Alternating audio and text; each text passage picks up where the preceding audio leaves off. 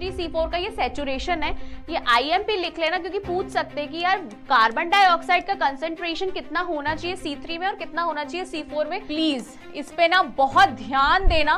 क्यों ध्यान देना? क्योंकि कहीं ना कहीं यहां से ही हम साइक्लिक एंड नॉन साइक्लिक के बारे में डिस्कस करेंगे। तो फोटो सिस्टम दो टाइप के होते हैं, एक होता है PS1 और एक होता है आपका PS2। तो सबसे पहले क्या होता है? कार्बोक्सिलेशन। कार्बोक्सिलेशन में क्या होता है? अगर रुबिस्को ऑक्सीजन के साथ जुड़ गया तो वो CO2 का लेवल क्या कर देगा? कम कर देगा। NADPH जहां बन रहा था वो रीजन ये था क्योंकि इलेक्ट्रॉन्स आगे बढ़ रहे थे और NADPH बना रहे थे, लेकिन यहाँ पे इलेक्ट्रॉन्स आगे बढ़ ही नहीं रहे। पर इसको मेन पिगमेंट या यूनिवर्सल पिगमेंट बोलते हैं, जहाँ पे सबसे ज्यादा आपको क्या फोटोसिंथेसिस देखने को मिलता है। CO2 के बिना फोटोसिंथेसिस कैसे करेगा?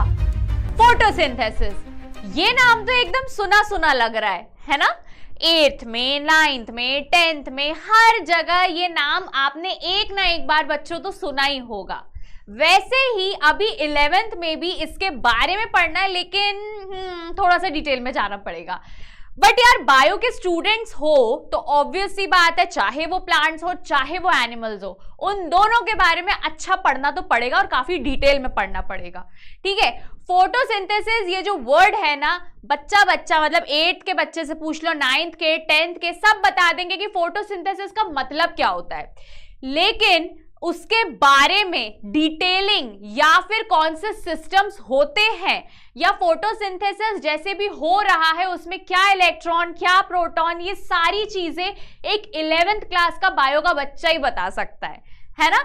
तभी तो बोलते हैं कि फोटोसिंथेसिस इन हायर प्लांट्स। क्यों? क्योंकि यहाँ पे हम ये पढ़ने वाले बच्चों कि फोटोसिंथेसिस जो होता है उसमें और अंदर की चीजें क्या क्या होती है ना, कौन कौन से हम साइकिल्स पढ़ते हैं, वो सारी चीजें आपको इस चैप्टर में देखने को मिलेगा। और इस चैप्टर को तुम लोगों ने जितना ज्यादा डिफिकल्ट बना के रखा है ना, उतना ही आसान मैं बना दूंगी इस लेक्चर में। ठीक है, तो आराम से बैठे रहो, लास्ट में क्वेश्चन सॉल्व करना है, कोई भी डाउट नहीं आएंगे, है ना? और आराम से पढ़ना और मेरे को देखना कि मैम कैसे बता रही हैं, कैसे कैसे चीजें समझा रही है। तो मानुश्री मैम आ गई तुम्हारे लिए ये चैप्टर को काफी ज्यादा आसान बनाने के लिए। तो स्टार्ट करते हैं अपना बहुत इंपॉर्टेंट चैप्टर जिसका नाम है फोटोसिंथेसिस इन हायर प्लांट्स। ठीक है, चलो तो यार photosynthesis in higher plant start करने से पहले सबसे पहले तो तुमसे डेफिनेशन पूछेगा।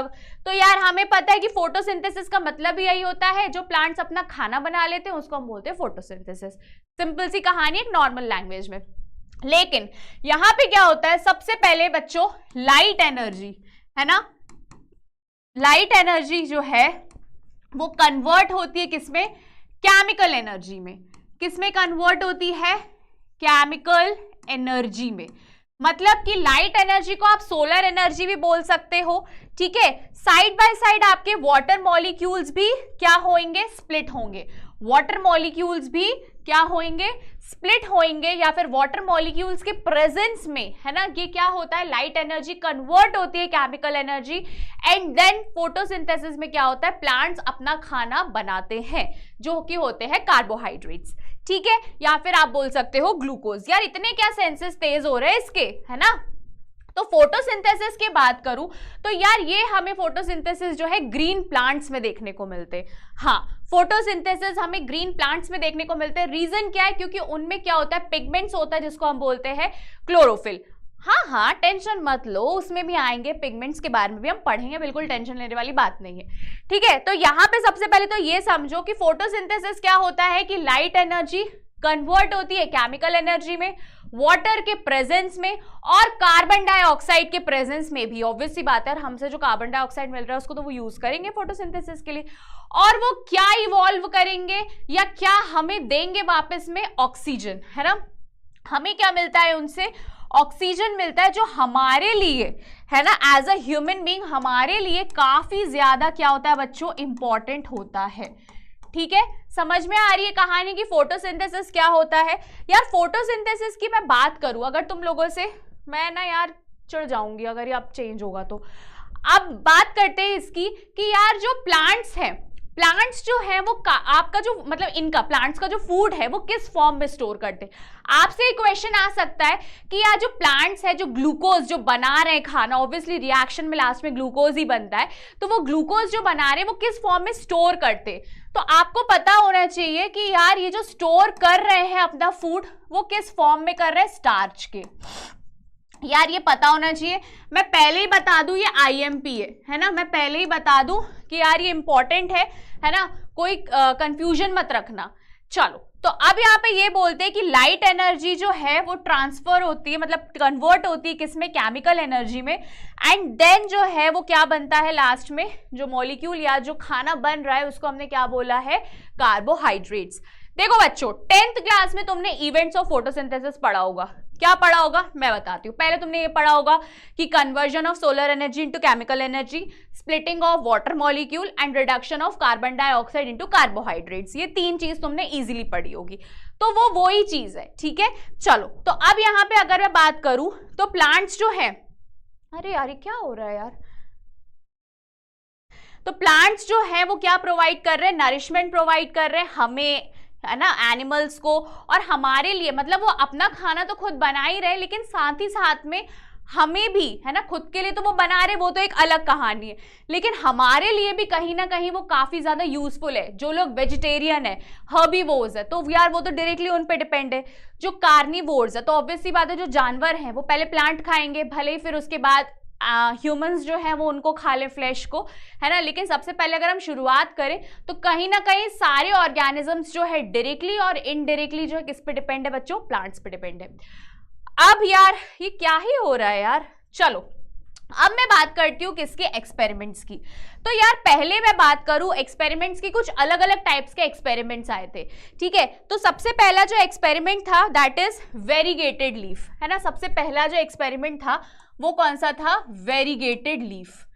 तो यार कहानी सिर्फ इतनी सी है, अगर तुम लोगों से कोई इतना पूछे कि यार फोटोसिंथेसिस कब होता है, तो मैं सिंपल सा ये बोलूंगी यार फोटोसिंथेसिस तब पॉसिबल होता है जब प्लांट या लीफ ग्रीन हो, है ना, ग्रीन लीफ हो, या फिर मैं बोलूं कि यार वो एब्जॉर्ब कर रहे सनलाइट ऑब्वियसली एब्जॉर्ब करेगी ही वो।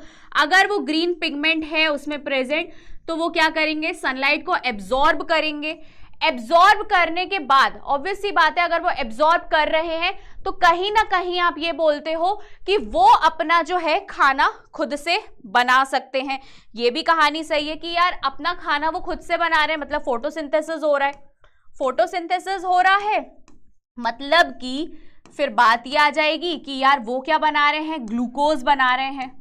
ये भी सही है। और अगर ग्लूकोज बना रहे हैं तो वो किस फॉर्म में स्टोर करेंगे, स्टार्च के फॉर्म में स्टोर करेंगे। तो यार ये सिंपल सी कहानी है कि यार अगर मुझसे कोई पूछे कि फोटोसिंथेसिस में क्या क्या, मतलब फोटोसिंथेसिस हो रहा है तो किन बेसिक चीजों के कारण हो रहा है, तो आप ये बोलोगे कि यार ये सारी चीजें जो है वो हम ये बोल सकते हैं कि इनके कारण हो सकता है। अब वेरीगेटेड लीफ की अगर मैं बात करूं, वेरीगेटेड लीफ यानी कि कलर्ड लीफ, ठीक है। तो कलर्ड लीफ में अगर मैं बोलूं कि यार फॉर एग्जाम्पल आप ये समझो कि ये आपकी कलर्ड लीफ है, ठीक है। तो ये आपकी क्या है बच्चों, कलर्ड लीफ है, ठीक है। अब इस कलर्ड लीफ में मैं बोलूं कि यार इसमें क्या प्रेजेंट है, क्लोरोफिल प्रेजेंट है यहाँ पे कहीं, तो तुम लोग का क्या कहना रहेगा कि मैम जो लाइट आ रही है, मतलब जो सनलाइट आ रही है, सनरेज आ रही है ना, सनरेज आ रही है, तो ऑब्वियस सी बात है ग्रीन पिगमेंट, मतलब जहां पे ग्रीन पिगमेंट रहेगा, जहां पे क्लोरोफिल रहेगा, वहीं पे ही क्या होगा, आपका फोटोसिंथेसिस होता हुआ नजर आएगा। तो वेरीगेटेड लीफ एक्सपेरिमेंट क्या बोलता है यार कि जहां भी ग्रीन पिगमेंट है या फिर अगर वो ग्रीन पिगमेंटेड लीफ है तो ऑब्वियस सी बात है बच्चों कि वहां पे क्या होगा, क्लोरोफिल होगा ही होगा, है ना। अगर ग्रीन पिगमेंट है दैट मीन्स वहां पे क्या है, क्लोरोफिल है ना। और क्लोरोफिल है तो वो लाइट भी एब्जॉर्ब करेगा, फोटोसिंथेसिस भी करेगा, ग्लूकोज मतलब अपना खाना भी बनाएगा, और किस फॉर्म में स्टोर करेगा, स्टार्च के फॉर्म में स्टोर करेगा, ठीक है। तो ये वेरीगेटेड लीफ एक्सपेरिमेंट है, एक बार इसको तुम लोग देख लो, फिर अपन आगे बढ़ते हैं दूसरे एक्सपेरिमेंट की तरफ। चलो अब बढ़ते हैं आगे अपन अगले एक्सपेरिमेंट की तरफ जिसका नाम है अरे यार कलर अच्छा नहीं है, रुको चेंज करती हूं मैं, जिसका नाम है हाफ लीफ एक्सपेरिमेंट टेस्ट, ठीक है, हाफ लीफ एक्सपेरिमेंट टेस्ट, ठीक है। तो यार इसमें क्या होगा ना, बहुत सिंपल सी कहानी है, जैसे मैंने यहां बताया था आपको वेरीगेटेड में, है ना, जैसे कि मैंने आपको यहां बताया था बच्चों, एक मिनट, जैसे कि अगर मैं यहाँ पे बात करूं वेरीगेटेड में, तो यार वेरीगेटेड में क्या बताया था कि यार इसमें जो लीफ रहेंगी, ये वेरीगेटेड मतलब यहाँ जहां पे ग्रीन ग्रीन स्पॉट या फिर ग्रीन रहेगा, वहां पे ऑब्वियस सी बात है, वहां पे हमें क्या देखने को मिलेगा, क्लोरोफिल। तो वहां पे हमें ऐसा बोल रहे थे कि जहां जहां ग्रीन पिगमेंट है वहां वहां फोटोसिंथेसिस हमें देखने को मिलेगा, है ना। लेकिन अब मैं यहाँ पे बात कर रही हूँ हाफ लीफ एक्सपेरिमेंट की, तो यहाँ पे आप सिंपल से समझो, सिंपल से, कि यहाँ पे एक आपकी लीफ है, ठीक है। अब ये जो लीफ है ना, इसका थोड़ा सा पोर्शन जो है, इतना पोर्शन को मैंने क्या कर दिया, ब्लैक पेपर से कवर कर दिया, ठीक है। ये जो है, ये क्या है आपका, ब्लैक पेपर है ना, और ये जो है आपकी ग्रीन लीफ है, मतलब पूरी की पूरी ग्रीन लीफ है। लेकिन ऑब्वियस सी बात है, जो मैं बताना चाह रही हूं कि जो थोड़ा सा वो जो एक्सपेरिमेंट है, मतलब इतनी पूरी जो लीफ है वो ग्रीन कलर की है, ये पूरा लीफ है। अब मैंने यहां से क्या पास करवा दी, लाइट पास कराई है ना, यहां से मैंने क्या पास करवा दी है, लाइट पास करवाई है। जब मैंने यहाँ पे लाइट पास कराई बच्चों, तो ये जो ग्रीन वाला पार्ट है, ऑब्वियस सी बात है यार, कोई चीज तुम ब्लैक पेज से कवर कर दो या ब्लैक पेपर से कवर कर दो, तो वो वाले पोर्शन पे तो लाइट पहुंच नहीं पाएगी। लेकिन जो खुला वाला पार्ट है यार, ये जो खुला वाला पार्ट है, तो यहाँ पे क्या होगा, प्रॉपर आपको लाइट जाती हुई नजर आएगी, है ना। समझ रहे हो कहानी क्या है। तो कहने का मतलब ये है कि जहां पे लाइट गई तो क्या लगता है, क्या होगा उसके बाद, जहां पे लाइट गई है, मैम सिंपल सी कहानी है, जहां पे लाइट गई है वहां पे हमें फोटोसिंथेसिस देखने को मिलेगा। फोटोसिंथेसिस देखने को मिल रहा है तो मतलब कि वहां पे क्या बन रहा है, ग्लूकोज बन रहा है। ग्लूकोज बन रहा है तो मतलब वहां पे स्टार्च के फॉर्म में स्टोर होगा, मतलब कि पॉजिटिव स्टार्च टेस्ट रहेगा, क्योंकि स्टार्च टेस्ट तो पॉजिटिव ही हुआ ना, जहां पे स्टार्च बन रहा है उसको आप पॉजिटिव ही बोलते हो। लेकिन अब मैं यहाँ पे बात कर रही हूँ जो पोर्शन ब्लैक से कवर्ड है बच्चों, जो पोर्शन ब्लैक से इतना पोर्शन कवर्ड है, तो यहां पे क्या होगा, नो फोटोसिंथेसिस, यहां पे कोई भी आपको फोटोसिंथेसिस देखने को नहीं मिलेगा, ठीक है। दैट मीन्स कहने का मतलब ये कि यहां पे फोटोसिंथेसिस नहीं हो रहा है, मतलब कि इट्स वेरी ऑब्वियस कि भाई साहब ना यहाँ पे फोटोसिंथेसिस हो रहा है, ना यहाँ पे ग्लूकोज बन रहा है, और ऑब्वियस सी बात है अगर ग्लूकोज नहीं बन रहा है तो स्टार्च टेस्ट जो रहेगा वो नेगेटिव रहेगा, ठीक है। ये समझ में आया। तो मैं हाफ लीफ एक्सपेरिमेंट, ये अपना सेकेंड एक्सपेरिमेंट है, ठीक है। जो पहला वाला था अपना, है ना, जो पहला वाला था वो अपना वेरीगेटेड था, दूसरा वाला अपना कौन सा था, हाफ लीफ एक्सपेरिमेंट था, ठीक है। समझ में आई कहानी। अब एक और बता देती हूँ यार, लास्ट, ये टेस्ट जो है वो KOH सॉल्यूशन के साथ है, ठीक है। अब यार देखो ये चीज ना काफी ज्यादा डिटेल में दी नहीं गई है ना। वैसे तो अर्ली एक्सपेरिमेंट्स की जो साइंटिस्ट है उनके बारे में काफी ज्यादा डिटेल में दिया गया है, लेकिन ये जो टेस्ट है ना, ये हम ना 9th 10th ऐसे क्लास में ये पढ़ते हुए हम आ रहे हैं, तो यार ज्यादा टेंशन मत लेना। अगर मतलब हल्का फुल्का भी जैसे आप लोग समझ लो ना, तो ऐसा मत सोचना कि काफी ज्यादा डिफिकल्ट है। तो विथ KOH, है ना, विथ कौन सा नंबर का, 3rd नंबर का, है ना, विथ KOH। तो यहां पे मैंने क्या किया ना, मैंने नहीं, मतलब ये एक्सपेरिमेंट है जो परफॉर्म किया गया है, ठीक है। एक सिंपल सा ऐसे समझो, ये एक जार है, ठीक है, जहां पे KOH सॉल्यूशन है कॉटन के साथ, है ना, कॉटन है और उसमें क्या है, KOH सॉल्यूशन है ना। यहाँ पे आप ऐसे समझो कि this is the KOH solution, है ना।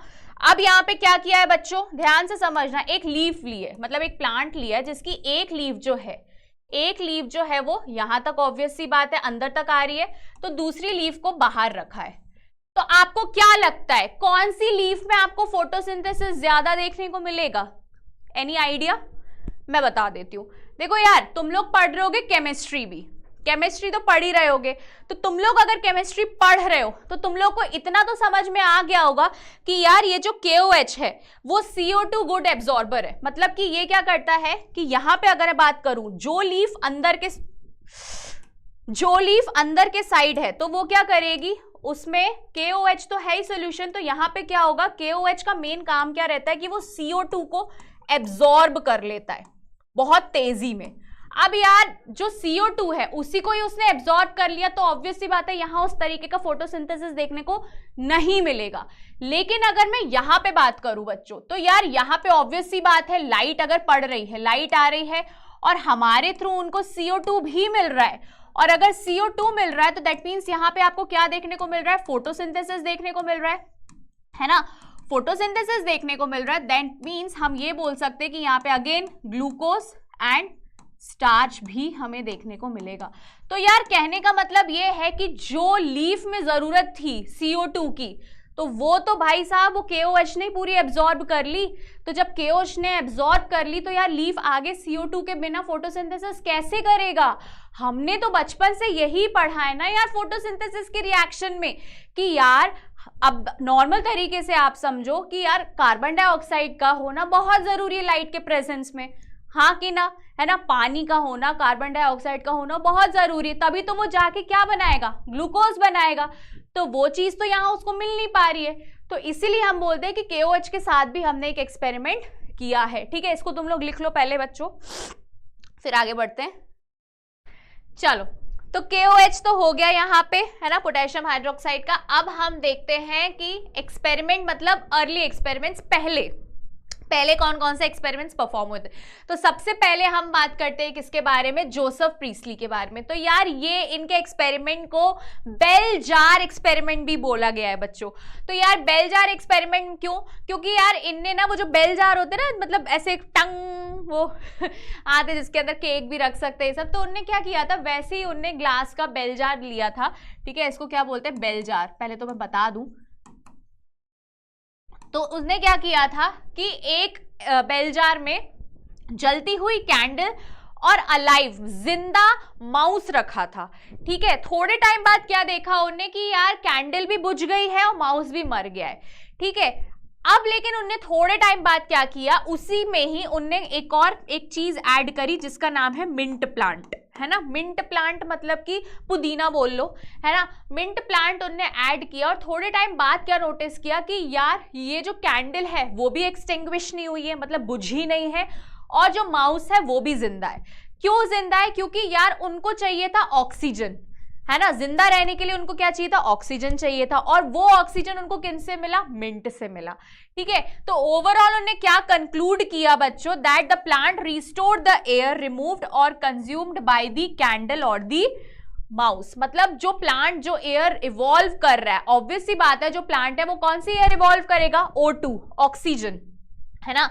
ये कौन सी एयर इवॉल्व कर रहा है बच्चों, ऑक्सीजन इवॉल्व कर रहा है, ऑक्सीजन। तो वो जो ऑक्सीजन है वो किस किसने ले ली भाई, एक कैंडल ने जलने के लिए, दूसरा माउस ने जिंदा रहने के लिए। ठीक है, तो ये तो था काफी ज्यादा इजी एक्सपेरिमेंट जो आपका जोसेफ प्रीस्टली ने किया था। उसके बाद जैन इगेनहाउस ने क्या बताया, जैन इगेनहाउस ने क्या किया यार, सिंपल सी कहानी है, उनने ना एक वाटर बेस्ड प्लांट लिया, मतलब ऐसा प्लांट जो पानी में रहता है, एक्वेटिक प्लांट। ठीक है, जिसका नाम था हाइड्रेला। तो यार हाइड्रेला को उनने क्या किया, एक जार में रखा, है ना, एक जार में, या फिर आप बोल लो ऐसी कोई ग्लास उसमें रखा, किसको, हाइड्रेला को। ठीक है, तो यहाँ पे एक मिनट ग्रीन कलर देख लूं, तो यार सपोज ये उनने क्या रखा है, हाइड्रेला रखा है। ठीक है, और यहां से उनने क्या प्रोवाइड करी है बच्चों, लाइट प्रोवाइड करी है।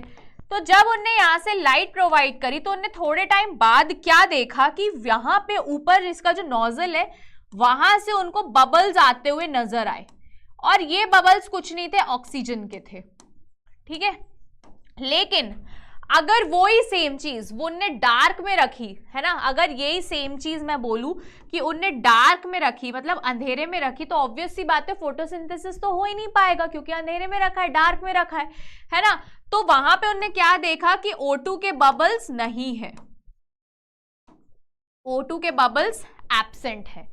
ठीक है, तो उनने वही बताया कि demonstrated that in the bright sunlight small bubbles were formed around the green part of the aquatic plant, है ना, हाइड्रेला। मैं बता दे रही हूँ कि जो उनने ग्रीन प्लांट रखा था एक्वेटिक, वो हाइड्रेला था। ठीक है, तो उनने जब डार्क में रखा तो उनको एज सच कोई ऑक्सीजन के बबल्स देखने को नहीं मिले। तो यार ये जैन इगेनहाउस का तो था बहुत ही प्यारा सा एक्सपेरिमेंट।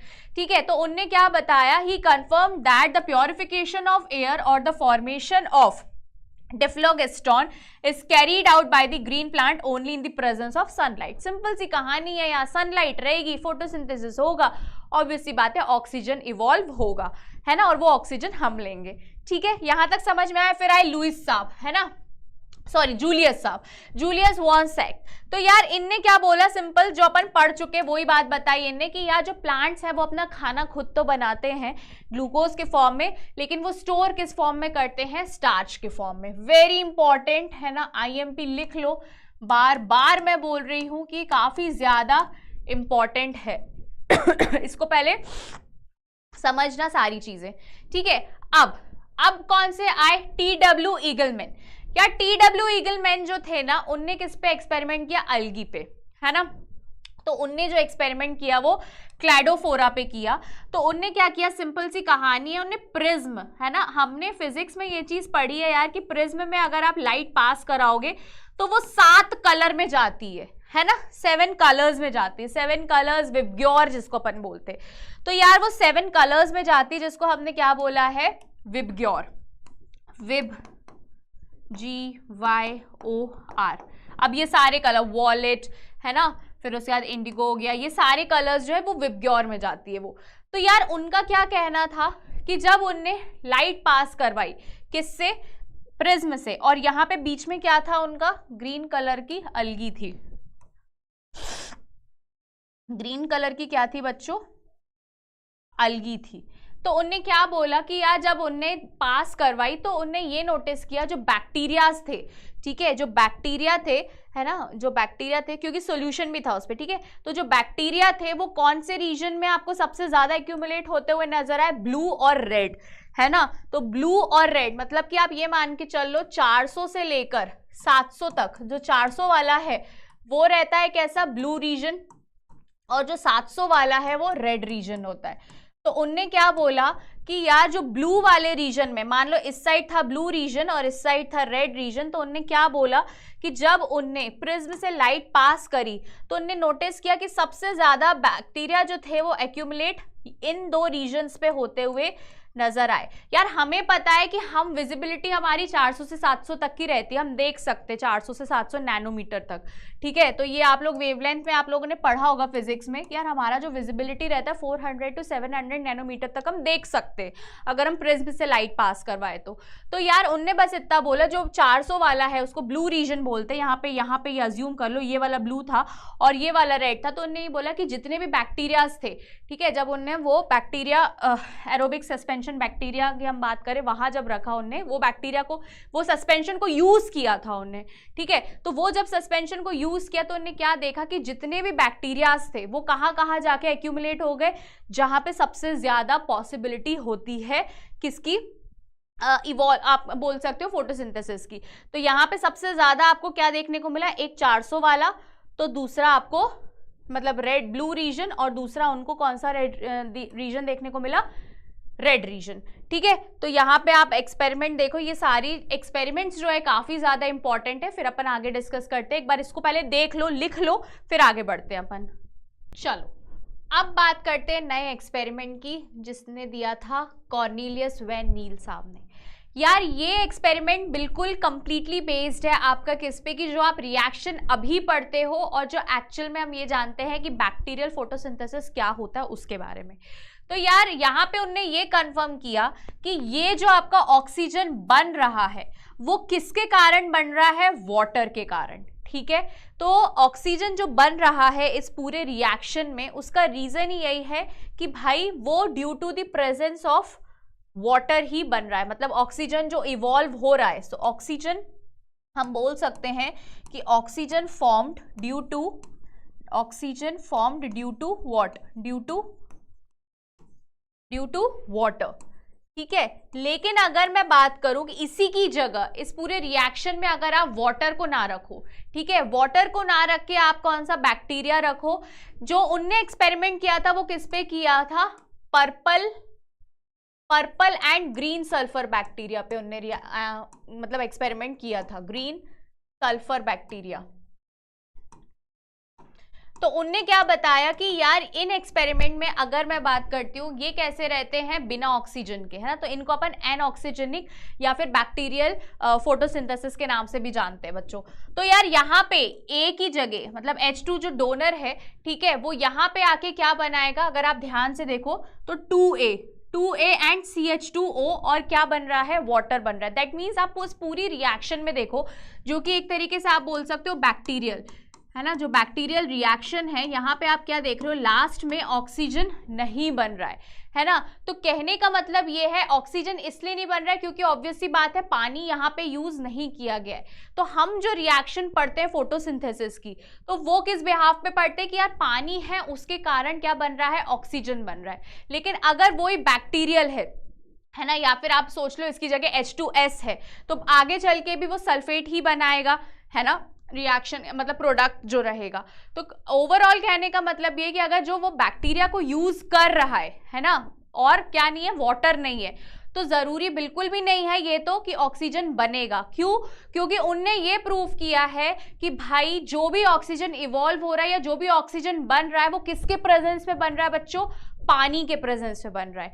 ठीक है, तो ये जो एक्सपेरिमेंट था उनका काफी ज्यादा फेमस हुआ था, किसका, कॉर्नेलियस वैन नील का। ठीक है, चलो तो अब बढ़ते हैं आगे अपन मेन क्लोरोप्लास्ट के स्ट्रक्चर के थ्रू। अब यार पहली चीज तो ये है कि ये सारे एक्सपेरिमेंट्स हमने ये जानने के लिए लगाए कि यार फोटोसिंथेसिस किस में होता है, किस में नहीं होता है, और वगैरह वगैरह, ग्लूकोज, स्टार्च वगैरह, ये सारी चीजें। लेकिन अब यहाँ पे हम पढ़ रहे हैं क्लोरोप्लास्ट का स्ट्रक्चर। तो क्लोरोप्लास्ट हम सबको पता है यार कि क्लोरोप्लास्ट मतलब प्लास्टिड्स के बारे में बात कर रहे हैं, और ये सिर्फ और सिर्फ प्लांट सेल में प्रेजेंट होता है। ठीक है, तो यहाँ पे अगर आप ध्यान से देखो तो आउटर मेम्ब्रेन है ना, आउटर मेम्ब्रेन दिख रही है आपको, इनर मेम्ब्रेन दिख रही है, स्ट्रोमा दिख रहा है, फिर उसके बाद बहुत सारे सैक को मिला दो तो उसको ग्रेना बोल देते, और अगर एक को देखोगे तो उसको थाइलाकॉइड बोलते। एक के ऊपर एक अगर जमा दोगे तो उसको ग्रेना बोलेंगे, और अगर एक ही देखोगे कॉइन जैसा स्ट्रक्चर, उसको हम क्या बोलते हैं बच्चों, थाइलाकॉइड बोलते हैं। तो यहाँ पे देखो, inside the chloroplast there is a membranous system consist of grana, stroma lamellae and the fluid called stroma. ठीक है, स्ट्रोमल लैमेले जो कनेक्ट कर रहा है दो ग्रेना को, ठीक है, उसको अपन बोलते हैं। और यहाँ पे क्या दिख रहा है, जो लिक्विड जैसा जो फ्लूइड होता है जिसमें बहुत सारे एंजाइम्स प्रेजेंट रहते हैं, उसको हम लोग क्या बोलते हैं बच्चों, स्ट्रोमा बोलते हैं। तो यार ये क्लियर डायग्राम है, आप ध्यान से देखो किसका, आपके क्लोरोप्लास्ट का। तो यहाँ पे आप देखो ये जो मेम्ब्रेन सिस्टम है वो क्या करती है, लाइट एनर्जी को ट्रैप करती है और क्या बनाती है, एटीपी और NADPH। ठीक है, तो अगर लाइट के प्रेजेंस में वो रिएक्शन हो रही है तो हम उसका नाम क्या दे देते हैं बच्चों, लाइट रिएक्शन। और हमने स्टार्टिंग में ये भी पढ़ा है, मतलब 10th स्टैंडर्ड में, कि लाइट के प्रेजेंस में जो रिएक्शन नहीं होती है उसको हम बोलते हैं डार्क रिएक्शन। लेकिन अभी और भी इसके बारे में जानना बहुत ज्यादा जरूरी कि लाइट रिएक्शन और डार्क रिएक्शन में मेजर चीजें होती क्या है। ठीक है, तो अभी आप लोग तो ये पढ़ो कि यार अभी हमने ये पढ़ा है कि यार जो क्लोरोप्लास्ट है, इसकी जो मेम्ब्रेन है, उसका मेन काम ही यही रहता है कि वो लाइट एनर्जी को ट्रैप करेगी और क्या बनाएगी, एटीपी और NADPH बनाएंगे। और जहां एटीपी और NADPH बनता है बच्चों, उसको हम मेजरली क्या बोलते हैं, वो कौन सी रिएक्शन होती है, लाइट रिएक्शन होती है। ठीक है, इसको नोट डाउन करो पहले तुम लोग। चलो अब बढ़ते हैं आगे। यार बच्चों एक चीज तो ये समझ लो कि यार इस पूरे फोटोसिंथेसिस में आपको इतना समझना पड़ेगा कि दो टाइप की रिएक्शन होती है। एक होती है क्या, लाइट रिएक्शन, और दूसरी होती है क्या बच्चों, डार्क रिएक्शन। लाइट रिएक्शन में इतना समझो कि यार लाइट रिएक्शन वो रिएक्शन है जहां पे आपको दो प्रोडक्ट बनते हुए नजर आते हैं, ATP and NADPH, adenosine triphosphate, adenosine triphosphate, है ना, फॉस्फेट, एडिनोसिन ट्राइफॉस्फेट, और NADPH मतलब कि निकोटिनामाइड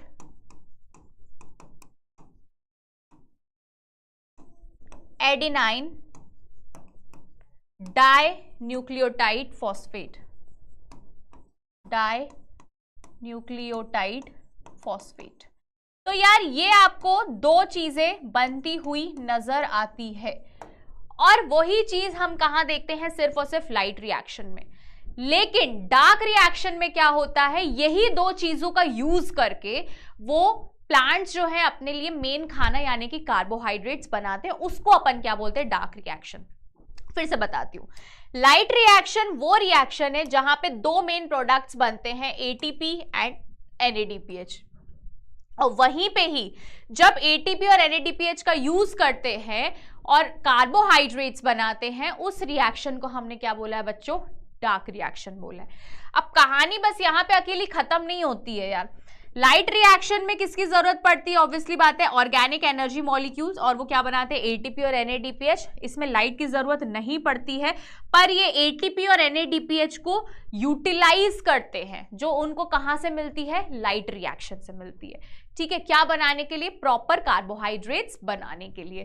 ठीक है, तो अब यहाँ पे हम ये पढ़ेंगे कि अलग अलग पिगमेंट्स क्या क्या होते हैं। देखो हम वैसे पढ़ रहे हैं बच्चों जो आपकी बुक में सिंक वाइज दिया है, लाइन वाइज दिया है, हम वही टॉपिक डिस्कस कर रहे हैं। तो अभी तक तो मैंने आपको ये बता दिया कि एक्सपेरिमेंट्स कौन से हैं, रिएक्शंस कौन सी होती है, लाइट एंड डार्क। अभी हम लाइट एंड डार्क के बारे में डिटेल में भी पढ़ेंगे, लेकिन अभी हम जनरल डिस्कशन कर रहे हैं कि लाइट रिएक्शन कौन सी होती है और डार्क रिएक्शन कौन सी होती है। अब सबसे पहले तो ये देखो कि यार कौन कौन से पिगमेंट्स प्रेजेंट होते हैं। तो हमें पता है तो क्लोरोफिल तो होता ही होता है, लेकिन क्लोरोफिल में भी क्लोरोफिल ए, बी, है ना, क्लोरोफिल ए हो गया, क्लोरोफिल बी हो गया, कैरोटीनॉइड एंड ज़ेंथिल्स प्रेजेंट है। ठीक है, ये चार पिगमेंट आपको बेटा लीव्स में देखने को मिलेंगे, जहां पे क्लोरोफिल ए को, है ना, क्लोरोफिल ए पिगमेंट को क्या बोला गया है, चीफ पिगमेंट बोला गया है। ठीक है, क्लोरोफिल ए पिगमेंट को क्या बोला गया है बच्चों, चीफ पिगमेंट बोला गया है। क्यों, क्योंकि वो डेफिनेटली सबसे ज्यादा प्रेजेंट होता है, और इसको हम बोलते हैं मेन पिगमेंट या यूनिवर्सल पिगमेंट, है ना। अपन इसको मेन पिगमेंट या यूनिवर्सल पिगमेंट बोलते हैं, जहां पे सबसे ज्यादा आपको क्या, फोटोसिंथेसिस देखने को मिलता है। लेकिन बाकी कौन कौन से आपके ज़ेंथोफिल हो गया, क्लोरोफिल बी हो गया, कैरोटीनॉइड हो गया, ये सब के सब क्या कहलाते हैं बच्चों, एसेसरी पिगमेंट्स कहलाते। तो ये क्या करते हैं ना, ये एक तरीके का प्रोटेक्शन का काम करते हैं क्लोरोफिल ए के लिए, ताकि यार वो क्लोरोफिल खराब ना हो जाए। कौन सा क्लोरोफिल खराब ना हो जाए, हमारा क्लोरोफिल ए, जिसको हमने चीफ पिगमेंट बोला गया। तो ये जो एसेसरी पिगमेंट्स है ना, कौन सा, क्लोरोफिल बी, कैरोटीनॉइड, ज़ेंथोफिल्स, ये तीनों मिलके क्या करते हैं, एक तरीके का प्रोटेक्शन प्रोवाइड करते हैं किसको, क्लोरोफिल ए को, ताकि वो खराब ना हो। इनफैक्ट वो लाइट एब्जॉर्ब करके इसको भी दे देते हैं, किसको, क्लोरोफिल ए को। ठीक है, तो यहाँ पे आप सबसे पहले देखो, आपसे पूछा जाएगा यार बच्चों, सिंपल सी कहानी है कि यार आप इसको सेपरेट कैसे कर सकते हो, मतलब आप किस प्रोसेस के थ्रू आप ये पता कर सकते हो कि पिगमेंट्स अलग अलग हैं प्रेजेंट। तो तुम लोगों ने ना अभी एक एक्सपेरिमेंट कर रहे होगे जिसका नाम है पेपर क्रोमेटोग्राफी। तो पेपर क्रोमेटोग्राफी में क्या करते होगे तुम लोग, जूस वगैरह निकाल के ऐसे रख के और अंदर सॉल्यूशन के अंदर रख देते हो, थोड़े टाइम बाद देखते हो कि अलग अलग कलर्स या फिर वो लिक्विड तुमको ऊपर चढ़ता हुआ नजर आता है, यही रहता है। यहाँ पे भी इसी एक्सपेरिमेंट के थ्रू तुम लोग जो है पता कर सकते हो कि कौन कौन से पिगमेंट्स होते हैं प्रेजेंट। ठीक है, इसमें ज्यादा डिटेल में जाना नहीं क्योंकि आपको ये ऑलरेडी पता है। ठीक है, तो पेपर रख के और उसमें बहुत सारे पिगमेंट्स, चारों के चारों पिगमेंट्स डाल सकते हो, सिंगल पिगमेंट, है ना। तो यहाँ पे क्या रहा है कि chromatographic separation of the leaf pigment shows that the colour that we see in the leave is not due to a single pigment but due to the 4 pigment, है ना। जो आपको एटलीस्ट वहां पे ये जरूर पता चल जाएगा कि यार जो क्लोरोफिल ए है वो ब्राइट या ब्लू ग्रीन कलर का, तो जहां ब्राइट या ब्लू ग्रीन कलर है उस पेपर में समझ जाना क्लोरोफिल ए है। कैरोटीनॉइड येलो ऑरेंज है, जहां पे येलो ऑरेंज जैसा कलर दिखे वहां कैरोटीनॉइड समझना, जहां पे सिर्फ येलो येलो कलर दिखे ज़ेंथोफिल, और जहां पे येलो ग्रीन कलर दिखे तो वहां पे आप क्या समझोगे, क्लोरोफिल बी। तो ऐसे आप वो जो पेपर क्रोमेटोग्राफी है ना, ऐसे डालते हो तो आपको अलग अलग ऐसे कलर्स देखने को मिलेंगे। तो वो आप कैसे देखने को मिलेंगे, उसकी चटनी बना लो और ऐसे ड्रॉप करके ऐसे डाल के तुम लोग जो पेपर क्रोमेटोग्राफी करते हो वैसे करो, तो तुम्हें चारों कलर्स नजर आएंगे। तो वो चारों कलर्स क्या इंडिकेट करेंगे कि यार 4 के 4 पिगमेंट जो है वो लीव्स में प्रेजेंट होते हैं। ठीक है, चलो अब बढ़ते हैं आगे। मेन इंपॉर्टेंट है ना, वेरी इंपॉर्टेंट, लिख जरूर लेना, ये है तुम्हारा ग्राफ, है ना। ये ग्राफ क्या शो करता है कि कौन सा पिगमेंट सबसे ज्यादा फोटोसिंथेसिस कर रहा है, लाइट को एब्जॉर्ब कर रहा है, किस वेवलेंथ पे। ठीक है, तो पहला जैसे देखो तुम लोग यहाँ पे क्या देखने को मिल रहा है, तुम्हें पिगमेंट्स लिखे हुए नजर आ रहे हैं, है ना। ये रहा तुम्हारा ब्लूइश कलर वाला हो गया क्लोरोफिल ए, ठीक है। फिर तुम्हारा दूसरा कौन सा हो गया, लाइट ग्रीनिश कलर का हो गया क्लोरोफिल बी, और व्हाइटिश कलर का हो गया कैरोटीनॉइड। सिंपल सी कहानी है, ठीक है।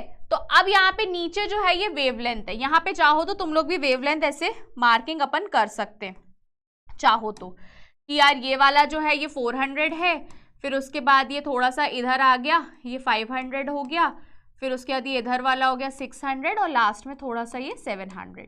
तो क्या देख रहे हो यार, स्टार्टिंग में अगर मैं बात करूं तो पहला वाला क्या है, एब्जॉर्बेंस ऑफ लाइट, कि यार लाइट कितना कोई एब्जॉर्ब कर रहा है, ठीक है, कितनी लाइट जो क्लोरोफिल है एब्जॉर्ब कर रहे हैं। और ऑब्वियस सी बात है जितनी लाइट वो एब्जॉर्ब करेंगे उतना ही ज्यादा हमें बच्चों फोटोसिंथेसिस देखने को मिलेगा, ये हमने नॉर्मल बात करी है। तो यहाँ पे आप देखो जो ब्लूइश कलर का है क्लोरोफिल ए है, वो इस पॉइंट पे क्या देखने को मिल रहा है, हमें ज्यादा देखने को मिल रहा है, मतलब कौन सी वाली जगह पे, 400 अराउंड। फिर यहाँ पे आप देखो कि थोड़ा सा आगे चल रहे हैं तो क्लोरोफिल ए का पीक हमें दिख रहा है, मतलब ऐसे सेपरेट फॉर्म में अगर मैं देखूं तो इस जगह सेपरेट फॉर्म में, मतलब यहाँ पे इसको और इसको ग्राफ को एक के ऊपर एक रख दोगे तो कुछ ऐसा ग्राफ बनेगा, है ना। ऐसा क्या किया है ना, इन दो ग्राफ को लेके मिक्स कर दिया है ना, ए और बी को मिक्स करके सी बना दिया। तो यहाँ पे तुम लोग ध्यान से देखो कि ये ब्लूइश वाला जो है वो क्लोरोफिल ए है। तो क्लोरोफिल ए में आप देखो कि स्टार्टिंग में जैसे यहाँ पे सबसे ज्यादा पीक थी, फिर नीचे नीचे गई और लास्ट में फिर पीक बढ़ी, ठीक है। फिर उस साथ क्लोरोफिल बी में स्टार्टिंग में कम थी, फिर बीच में थोड़ी बढ़ी हुई, फिर लास्ट तक कम हो गई। फिर कैरोटीनॉइड को तो छोड़ ही दो, बहुत ही कम है। लेकिन यहाँ पे अगर मैं बात करूं किसकी, रेट ऑफ फोटोसिंथेसिस, तो ऑब्वियस सी बात है जहां पे पीक ज्यादा होगी वहां पे फोटोसिंथेसिस ज्यादा होगा, और जहां तक फिर कम हुई तो फिर वहां पे कम हुआ, फिर ज्यादा हुआ। तो ओवरऑल आप देखो क्लोरोफिल ए को, सिर्फ क्लोरोफिल ए को देखो तो दोनों जगह पहले यहाँ पे बढ़ी है पीक, फिर कम होके फिर यहाँ बढ़ी है। वैसी सेम चीज अगर जिस हिसाब से बढ़ी है उसी हिसाब से क्या देखने को मिल रहा है, रेट ऑफ फोटोसिंथेसिस देखने को मिल रहा है। तो क्लोरोफिल ए, ध्यान से देखना बच्चों कि क्लोरोफिल ए में आपको एब्जॉर्प्शन, है ना, एब्जॉर्प्शन ऑफ लाइट और रेट ऑफ फोटोसिंथेसिस ज्यादा देखने को मिल रहा है। अगर आप ये ग्राफ को एक के ऊपर एक रखोगे तो आपको ये समझ में आएगा कि क्लोरोफिल ए, जहां जहां क्लोरोफिल ए का पीक बढ़ रहा है वहां वहां ऑब्वियस सी बात है रेट ऑफ फोटोसिंथेसिस बढ़ेगा। तो कहने का मतलब ये है कि क्लोरोफिल ए को चीफ पिगमेंट इसलिए बोला गया है क्योंकि यार वो लाइट अच्छे से ज्यादा एब्जॉर्ब कर पाता है, एंड ऑब्वियस सी बात है अगर वो लाइट ज्यादा एब्जॉर्ब करेगा दैट मीन्स वो फोटोसिंथेसिस भी ज्यादा करेगा, ठीक है। तो आपसे कोई भी इस तरीके के सवाल पूछ लेना बच्चों तो आंसर कर देना, है ना। Can you guess which is the most abundant plant pigment in the world, obviously chlorophyll a, ठीक है। 400 से 700 नैनोमीटर तक की जो लेंथ रहती है at maximum photosynthesis occurs in the plant, है ना। 400 से 700 तक की रेंज जो हमने अभी इस जस्ट ग्राफ में पढ़ी है, 400 to 700, ठीक है। तो ज्यादातर आपको जो फोटोसिंथेसिस देखने को मिल रहा है ना वो ग्रीन और रेड रीजन ऑफ स्पेक्ट्रा में देखने को मिल रहा है। तो ये वाला जो रीजन है जो 400 वाला है वो ब्लू रीजन कहलाता है, और जो 700 वाला है वो रेड रीजन कहलाता है। And it is very obvious, आप ध्यान से देखो कि दोनों में 400 वाले जगह नैनोमीटर का जो रेंज है, जो ब्लू रीजन है, दोनों साइड हाई पीक है, एंड रेड रीजन में भी हाई पीक है। तो इसीलिए आपकी एनसीईआरटी ने भी यही बोला गया है कि भाई आप ध्यान से अगर देखो तो आपको सबसे ज्यादा जो रेट ऑफ फोटोसिंथेसिस है वो आपको बच्चों ब्लू रीजन और रेड रीजन में देखने को मिलेगा, ठीक है। कोई कंफ्यूजन मत क्रिएट करना, कोई कंफ्यूजन नहीं है, बहुत सिंपल सी कहानी है, शायद आपको समझ में आ ही गया होगा, ठीक है। चलो अब बढ़ते हैं आगे, वही सेम चीज है एसेसरीज पिगमेंट जो आपको मैं बता चुकी हूँ कि एसेसरीज में कौन कौन से आ जाते हैं, chlorophyll b, xanthophyll and carotenoid, ठीक है। These pigment also absorb light and transfer the energy to the chlorophyll a, जो कहानी मैं ऑलरेडी बता चुकी हूँ वही चीज है, ठीक है। अब क्या आ रहा है हम लोग इंपॉर्टेंट, वेरी आईएमपी, प्लीज इस पे ना बहुत ध्यान देना। क्यों ध्यान देना, क्योंकि कहीं ना कहीं यहां से ही हम साइक्लिक एंड नॉन साइक्लिक के बारे में डिस्कस करेंगे बच्चों, ठीक है। तो यार लाइट रिएक्शन को हमने क्या बोला है, फोटोकेमिकल रिएक्शन भी कहलाता है ये, क्योंकि ऑब्वियस सी बात है लाइट को यूज करके केमिकली ये सारे काम करती हैं, ठीक है। तो इनमें कौन कौन से स्टेप्स देखने को मिलते हैं बच्चों, पहले तो ये देख लो। पहला ये क्या करेगा, लाइट को एब्जॉर्ब करेगा। कौन एब्जॉर्ब करेगा वो भी बताती हूँ। फिर उसके बाद वाटर मॉलिक्यूल स्प्लिट होगा, फिर ऑक्सीजन रिलीज होगा, फिर फाइनली एटीपी और NADPH बनेगा। ठीक है, तो यहां पे आप ध्यान से समझो, जो लाइट रिएक्शन है वो क्या बना रहा है, ATP and NADPH, ATP and NADPH, और वो बना के किसको दे रहा है, डार्क रिएक्शन में कर रहा है, मतलब डार्क रिएक्शन वालों को दे रहा है बना के। लेकिन ये सारी चीजें कहाँ होती है, फोटो सिस्टम्स में। ठीक है, तो ये सारी चीजें हमें कहाँ देखने को मिलती है, फोटो सिस्टम। तो फोटो सिस्टम दो टाइप के होते हैं, एक होता है PS1 और एक होता है आपका PS2। ठीक है, समझ में आया। PS1 जो 700 नैनोमीटर तक की रेंज का है, ठीक है, जिसको हमने P700 के नाम से भी जाने जाते हैं, और ये पहले डिस्कवर हुआ है, सीधी सी कहानी है। ठीक है, ये होता है 680 नैनोमीटर तक की रेंज का PS2, और इसको हम P680 के नाम से जानते हैं, और ये बाद में डिस्कवर हुआ है, बस और कुछ नहीं है। तो दो टाइप के आपको क्या देखने को मिलते हैं, PS या फोटो सिस्टम बोल सकते हो, photo system 1 and photo system 2। ठीक है, अब यहां पे आप ध्यान से अपन चलते हैं आगे समझने के लिए कि यार ये जो रिएक्शंस है ये यहाँ पे आपको कहाँ देखने को मिलती है, फोटो सिस्टम 1 में एंड फोटो सिस्टम 2 में, वो मैं आपको ऑलरेडी बता चुकी हूँ। ठीक है, तो एंटीना क्या रहता है कि यार each photo system has all the pigments forming a light harvesting system, जिसको हमने एंटीना बोला है। जैसे कि ये, एक सेकेंड, हाँ, यहाँ पे इसको अपन ने क्या नाम दे दिया है, एंटीना। इसको लाइट हार्वेस्टिंग सिस्टम बोल तो दिया है, लेकिन अगर मैं इसका नाम दूं ना बच्चों, तो इसका नाम मैंने क्या बोल दिया है, एंटीनाए, एंटीनाए। ठीक है, ठीक है, तो सबसे पहले यहाँ पे बहुत ध्यान से समझना यार कि फोटो सिस्टम 2 मतलब कि देखो, वैसे रिएक्शन हमने यही पढ़ा है ना अभी जस्ट, कि PS1 जो है वो पहले डिस्कवर हुआ है, PS2 बाद में डिस्कवर हुआ है। लेकिन सबसे पहले रिएक्शन जो शुरू होती है वो किस में होती है बच्चों, PS2 में होती है। PS2 मतलब कि कौन सा रेंज वाले की मैं बात कर रही हूँ बच्चों, PS2 मतलब कि मैं कौन सी रेंज वालों की बात कर रही हूँ, 680 वालों की। ठीक है, तो 680 की अगर मैं बात करूं यहाँ पे, तो यहाँ ध्यान से देखो, तो ये जो है आपका रिएक्शन है जहां पे आप ये बोल रहे हो 680 मतलब लाइट आई, और लाइट आई वो किस जगह पे आई, ये वाले रिएक्शन सेंटर, मतलब 680 नैनोमीटर है ना, 680 नैनोमीटर वेवलेंथ पे आई, और यहाँ पे जैसे ही आई तो जो भी इलेक्ट्रॉन्स है वो क्या हो गए, एक्साइट हो गए। जब इलेक्ट्रॉन एक्साइट होते हैं बच्चों, एक मिनट थोड़ा सा डार्क कर देती हूँ ताकि आपको भी समझ में आए, तो जब इलेक्ट्रॉन्स एक्साइट होते हैं तो क्या होता है, ये ऊपर की तरफ चले जाते हैं। यहां से ये कौन जा रहे हैं, इलेक्ट्रॉन्स जा रहे हैं ऊपर की तरफ, जिसको हम अपहिल के नाम से भी बोल देते हैं कि भाई ये ऊपर की तरफ जा रहे हैं। तो सीधी सी बात है, क्यों जा रहे हैं, क्योंकि यार यहां से आई है लाइट 680 नैनोमीटर की रेंज में, 680 नैनोमीटर मतलब PS2 की कहानी है ये, और वहां से क्या हो रहा है, जो इलेक्ट्रॉन्स हैं वो कहाँ मूव कर रहे हैं, ऊपर की तरफ मूव कर रहे हैं। और ऊपर की तरफ क्या है बच्चों, इलेक्ट्रॉन एक्सेप्टर है। PS2 की कहानी चल रही है ये, ठीक है। ऊपर की तरफ क्या है, इलेक्ट्रॉन एक्सेप्टर, मतलब जो इलेक्ट्रॉन्स को एक्सेप्ट करने के लिए बैठे हुए, ठीक है। अब यार यहाँ पे जो इलेक्ट्रॉन एक्सेप्टर है, तो ऑब्वियस सी बात है बच्चों, यहाँ पे ध्यान से सुनो, ये जो इलेक्ट्रॉन एक्सेप्टर है वो पहले इलेक्ट्रॉन एक्सेप्टर 1 में जाएंगे, इलेक्ट्रॉन EP1 लिख देती हूँ, EP1, फिर गए कहाँ पे EP2, फिर EP3, ऐसे करते करते ये कहाँ पे चले जाएंगे, कहाँ चले जाएंगे, सीधा सीधा दूसरे PS की तरफ, ठीक है। तो आप ऐसे समझो कि यार यहाँ पे कहानी क्या आ रही है कि यार ये यहाँ पे जो इलेक्ट्रॉन थे वो एक्साइट होके, मतलब लाइट की रेडिएशन जैसे ही पड़ी इस रिएक्शन सेंटर में, है ना, या फिर एंटीना में, ठीक है, तो यार यहाँ पे जैसी लाइट हार्वेस्टिंग सेंटर की बात करें तो जहां यहाँ से सनलाइट से जैसे ही यहाँ पे लाइट पड़ी तो वहां से क्या हुआ, इलेक्ट्रॉन्स जो है वो क्या हो गए, एक्साइट होके ऊपर की तरफ चले गए, ठीक है। मतलब कि कहानी ये होगी कि यार वो कहाँ चले गए, सीधे सीधे इलेक्ट्रॉन एक्सेप्टर के पास चले गए, इलेक्ट्रॉन एक्सेप्टर के पास चले गए, फिर उसके बाद वहां से ये दूसरे इलेक्ट्रॉन एक्सेप्टर 1, है ना, EA1, EA2, इन सब के पास होते हुए आगे बढ़ गए ये, ठीक है, फिर उसके बाद फाइनली ये इलेक्ट्रॉन्स कहाँ आ गए, PS2 के पास। समझ में आया?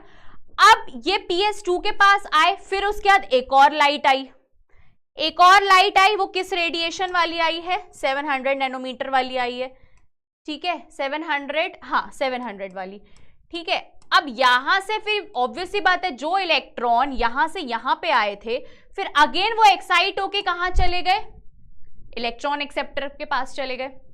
इलेक्ट्रॉन एक्सेप्टर के पास जब ये गए, तब इनने ऑब्वियसली बात है EA1 EA2 ऐसे ही गए, EA2 और फिर EA3, मतलब ऐसे ही ये आगे बढ़ते गए। अब यहां पे जब ये बढ़ते गए तो फिर क्या बना, इनने क्या बनाई एक चीज, NADP से NADPH बनाया। लेकिन अब ध्यान से सुनना, जब ये इलेक्ट्रॉन यहां से लेकर वहां तक जा रहे, तो यार ऐसे तो यहां पे, क्योंकि शुरुआत तो यहीं से हुई है यार, शुरुआत तो यहीं से हुई है कहानी कि यार यहाँ पे जो इलेक्ट्रॉन्स हैं जो जा रहे हैं ऊपर की तरफ, ऐसे तो ये खाली हो जाएगा, एक टाइम ऐसा आएगा कि रिएक्शन तो होगी ही नहीं। तब वहां पे अपना मेजर रोल कौन प्ले करता है, वाटर, पानी। क्योंकि ध्यान से सुनना, मैं फिर से बताती हूँ, कंफ्यूजन जिसको हो रहा होगा मैं फिर से बताती हूँ। सबसे पहले ये सनलाइट आई, ये कौन से PS पे आई, PS2 पे, PS2 जिसका 680 नैनोमीटर रेंज है। जब ये यहाँ आई तो इलेक्ट्रॉन यहाँ से एक्साइट होके इलेक्ट्रॉन एक्सेप्टर के पास गए, फिर इलेक्ट्रॉन एक्सेप्टर 1 2 3, ऐसे आपको सिर्फ इलेक्ट्रॉन ट्रांसपोर्ट सिस्टम लिख दिया गया है, बट मैं आपको बता रही हूँ कि ES1 है ना, EA1 EA2 ऐसे कर सकते हो आप। फिर ये इलेक्ट्रॉन किसके पास चले गए, PS2 के पास, PS1 के पास, सॉरी ये तो PS2 था, ये PS1 के पास गए। फिर यहाँ पे फिर से ये लाइट पड़ी, तो ये इलेक्ट्रॉन जो PS2 से आए थे PS1 में, वही इलेक्ट्रॉन कहाँ चले गए, इस इलेक्ट्रॉन एक्सेप्टर के पास चले गए। फिर अगेन ये यहाँ नीचे नीचे आके इन्हें किसका फॉर्मेशन किया, NADP+ से NADPH का। लेकिन कहानी ये है कि यार शुरुआत जब ये यहां से हुई है, तो यार ऐसे तो ये पूरे खाली हो जाएंगे, खोखले हो जाएंगे, तो अब क्या करेंगे अपन, तब अपन कुछ नहीं करेंगे, तब पानी करेगा। पानी क्या मेजर रोल प्ले करेगा, पानी अब यहाँ पे होगा बच्चों स्प्लिट, ये वाटर क्या होगा, स्प्लिट होगा। वाटर क्या होगा बच्चों, स्प्लिट होगा, ये वाटर यहाँ पे होगा स्प्लिट। और जब ये वाटर स्प्लिट होगा तो ऑब्वियस सी बात है इसके इलेक्ट्रॉन वापस से यहाँ आ जाएंगे, 2 हाइड्रोजन प्लस O इवॉल्व हो जाएगा, ये ऑक्सीजन तो इवॉल्व हो जाएगी, और यही हाइड्रोजन ऑब्वियस सी बात है जब ब्रेक डाउन होएगा तो इलेक्ट्रॉन तो जाएंगे नहीं, प्रोटॉन्स भी जाएंगे, तो यही हाइड्रोजन यहाँ जाके ये ऐड हो जाता है, ठीक है, जो NADPH बना रहा है NADP से।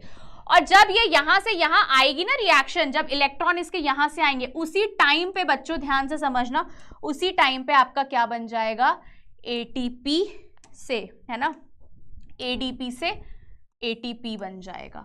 और किसके प्रेजेंस में, किसके साथ रह के, इनऑर्गेनिक फॉस्फेट। और इसी इनऑर्गेनिक, IP मतलब इनऑर्गेनिक फॉस्फेट बोलते हैं इसको अपन, इनऑर्गेनिक फॉस्फेट। और इसी इनऑर्गेनिक फॉस्फेट को फॉस्फोराइलेशन भी बोलते हैं। तो यार एक तरीके से समझो, ध्यान से सुनना, जो एक इलेक्ट्रॉन यहां से निकला वो क्या वापस आया लौट के, नहीं आया। क्यों नहीं आया, पहले तो वो PS2 की तरफ गया, PS2 से शुरुआत हुई PS1 में, फिर उसके बाद वो निकल गया, और उसने लेकिन क्या बनाया, NADPH जरूर बना के गया और ATP भी बना के गया, लेकिन वो वापस नहीं आया लौट के। तो जब वो वापस नहीं आया लौट के, तो उसके लिए हम टर्म यूज करते हैं नॉन साइक्लिक। नॉन साइक्लिक क्यों, क्योंकि इलेक्ट्रॉन लौट के तो आया नहीं है, नॉन साइक्लिक फॉस्फोराइलेशन। समझ में आई कहानी। तो बच्चों लाइट रिएक्शन जो इतनी लंबी में कहानी तुम लोग को बता रही थी ना, वो यही थी कि these pigment help to make the photosynthesis more efficient by absorbing the light at different wavelength। Chlorophyll A जो रहता है वो रिएक्शन सेंटर में रहता है। ये जो सारी कहानी जो दिख रही थी ना तुम्हें, यहाँ पे पूरा क्लोरोफिल A ही प्रेजेंट था, ठीक है। यहाँ पे आसपास पूरे, भले ही अगर आसपास एसेसरी पिगमेंट भी है ना, तो वो पूरा का पूरा लाइट लाके किसको दे देते, क्लोरोफिल A को लाके देते, भाई तू रिएक्शन कर। तो वो वही कहानी है, यहाँ से लाइट आई, ये इलेक्ट्रॉन यहाँ से ऑब्वियस सी बात है एक्साइट होके यहाँ गए, वही, और फिर उसके साथ लाइट रिएक्शन हमें देखने को मिलती है, ठीक है, जो मैं आपको बता चुकी हूँ।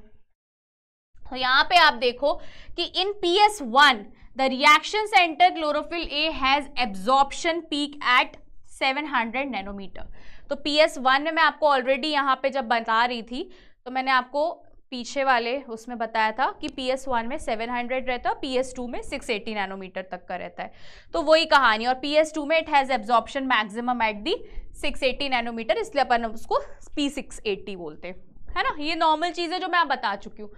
तो रिएक्शन जो रहती है वो फोटो सिस्टम 2 से स्टार्ट होती है 680 नैनोमीटर, फिर उसके बाद इलेक्ट्रॉन जो है वो एक्साइट होके इलेक्ट्रॉन एक्सेप्टर की तरफ जाते हैं, एंड उसके बाद उन इलेक्ट्रॉन हाँ ये भी है कि इलेक्ट्रॉन एक्सेप्टर्स के कुछ नाम भी होते, तो आपकी बुक में एक नाम दिया है साइटोक्रोम, है ना। तो ये वही है इलेक्ट्रॉन एक्सेप्टर का नाम है, जो मैं लिख रही थी ना EA1 EA2, उसमें से एक आप नाम याद कर सकते हो कि उसका नाम साइटोक्रोम है। देन इलेक्ट्रॉन जो रहेंगे वो पास होंगे किसकी तरफ, PS1 की तरफ, जो मैंने जस्ट आपको यहाँ पे बताया। यहाँ PS2 चल रहा था, फिर PS1 की तरफ ये जाएंगे इलेक्ट्रॉन, और फिर PS1 से अगेन वो एक्साइट होंगे, मतलब ऑब्वियसली लाइट आएगी 700 नैनोमीटर की वेवलेंथ पे, बट वो वेवलेंथ होनी चाहिए, है ना। PS1 और PS2 की जब हम बात कर रहे हैं ना, तो वो वेवलेंथ होनी चाहिए।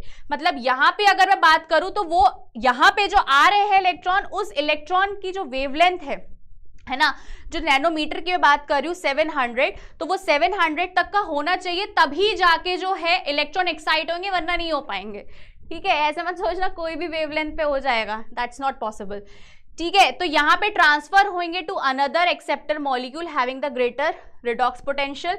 When electron passes to the downhill energy release, obviously बात है नीचे की तरफ आएंगे एनर्जी रिलीज होगी, तो ADP से ATP बनेगा और NADP प्लस से NADPH बनेगा। और ये होल स्कीम मतलब पूरा का पूरा रिएक्शन ये Z शेप का बना रहा है। तो अपन इसीलिए इसको एक सेकेंड रुकना, हाईलाइट कर दूं, इसलिए अपन इसको क्या बोलते हैं, Z स्कीम बोलते हैं बच्चों। क्यों Z स्कीम बोलते हैं, क्योंकि यहाँ पे शेप ही कुछ Z शेप का बन रहा है। ठीक है, कहानी आई समझ में तुम लोगों को, बहुत इजी है, कोई इतनी डिफिकल्टी नहीं है यहाँ पे। ठीक है, तो ये था तुम्हारा दो चीज समझाई मैंने यहीं के यहीं तुम लोगों को। एक तुम्हारा इलेक्ट्रॉन ट्रांसपोर्ट सिस्टम, कि इलेक्ट्रॉन ट्रांसपोर्ट कैसे होता है, पहली चीज ये। दूसरी हमने लाइट रिएक्शन में NADP और ATP और NADPH कैसे बनता है वो भी समझ लिया यहीं के। और यहीं के यहीं हमने नॉन साइक्लिक फॉस्फोराइलेशन भी समझ लिया। ठीक है, क्लियर कहानी। चलो अब बढ़ते हैं आगे। तो यार स्प्लिटिंग ऑफ वाटर मॉलिक्यूल में बता ही चुकी हूं कि यार the electron moved from PS2 must be replaced. ठीक है, तो वही जो ऑब्वियस सी बात है यार, जो इलेक्ट्रॉन जा रहे थे PS2 की तरफ, वो तो PS2 तो खाली हो जाता है ऐसे में, तो उसको भरने के लिए क्या किसकी जरूरत पड़ रही थी, वाटर मॉलिक्यूल की पड़ रही थी। तो वही बता रहे हैं कि वाटर मॉलिक्यूल्स जो है वो स्प्लिट होता है। ठीक है, और वाटर मॉलिक्यूल्स इन एंजाइम्स के थ्रू स्प्लिट होता है। तो जब वो स्प्लिट होता है तो हाइड्रोजन, ऑक्सीजन और इलेक्ट्रॉन्स निकालता है, क्योंकि ये दो मॉलिक्यूल है, एक होता तो 2-2 होता है इधर। ठीक है, वही सारी चीजें। चलो, फॉस्फोराइलेशन क्या होता है, phosphorylation is the process by which ATP is synthesized from ADP। PI is the existence of the light. Phosphorylation just अभी पिछली ही स्लाइड में बता चुकी हूँ, कुछ भी नया नहीं है। ठीक है, नॉन साइक्लिक में क्या होता है, नॉन साइक्लिक में पहले रिएक्शन स्टार्ट होती है बच्चों आपकी PS2 से, फिर वो जाती है PS1 में और वो रिएक्शन वहां पे जाके खत्म हो जाती है। क्यों नॉन साइक्लिक होती है, क्योंकि इलेक्ट्रॉन वापस लौट के नहीं आता है। ठीक है, लेकिन अब यहाँ पे हम बात कर रहे हैं साइक्लिक की। साइक्लिक पहले डायग्राम देख लो, ये तो था डायग्राम तुम्हारा नॉन साइक्लिक का था ये एग्जाम्पल डायग्राम भी, सॉरी यार एग्जाम्पल बोल रही हूँ। ठीक है, इंपॉर्टेंट है ये।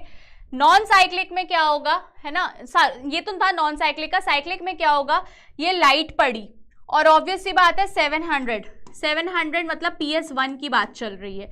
तो जब लाइट आती है वापस से इलेक्ट्रॉन एक्सेप्टर से होके ये वापस आ जाती है। ठीक है, तो इलेक्ट्रॉन एक्सेप्टर के पास गई, फिर उसके बाद वापस से ये मतलब टर्न हो जाता है ना। यहाँ पे कोई NADPH नहीं बन रहा है। NADPH जहां बन रहा था वो रीजन ये था क्योंकि इलेक्ट्रॉन्स आगे बढ़ रहे थे और NADPH बना रहे थे, लेकिन यहाँ पे इलेक्ट्रॉन्स आगे बढ़ ही नहीं रहे, मतलब आगे बढ़ रहे थे, मतलब कैसे कि वहीं के वहीं और आगे बढ़ के NADPH बना रहे थे। लेकिन यहाँ पे क्या हो रहा है, इलेक्ट्रॉन वापस आए जा रहे हैं।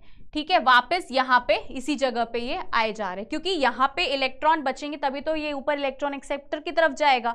वहां पे वाटर का भी स्प्लिटिंग हो रहा था, यहाँ पे कोई वाटर का स्प्लिटिंग नहीं हो रहा है। ठीक है, यहाँ पे वापस के वापस इलेक्ट्रॉन जो है मूव होके इधर ही आ रहे हैं। ठीक है, हाँ, लेकिन जब ये इलेक्ट्रॉन ऊपर की तरफ जा रहे हैं तो एटीपी जरूर बन रहा है। ठीक है, तो इसलिए अपन ने इसको क्या बोल दिया, साइक्लिक फोटोफॉस्फोराइलेशन बोल दिया। ठीक है बच्चों, तो यहां तक की तो ये कहानी थी साइक्लिक और नॉन साइक्लिक की। तो यहाँ पे आप समझो कि यार ये वाला जो है साइक्लिक वाला रिएक्शन हमें कहाँ देखने को मिलता है, स्ट्रोमा में देखने को मिलता है।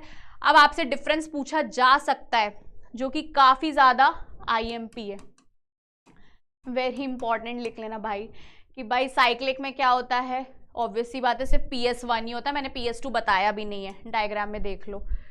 ठीक है, इसमें दोनों का इन्वॉल्वमेंट होता है, नो फोटोलिसिस, पानी नहीं टूटता। क्यों नहीं टूटता, क्योंकि सिंपल सी बात है यार, इसमें पानी की कमी वो इलेक्ट्रॉन की कमी कहाँ हो रही है, ये तो वापस इलेक्ट्रॉन लौट के यहीं आ रहा है, तो कहाँ ही कमी हो रही है इलेक्ट्रॉन की। जब इलेक्ट्रॉन की कमी होती तो पानी टूटता, बट यहाँ पे तो टूट ही नहीं रहा है।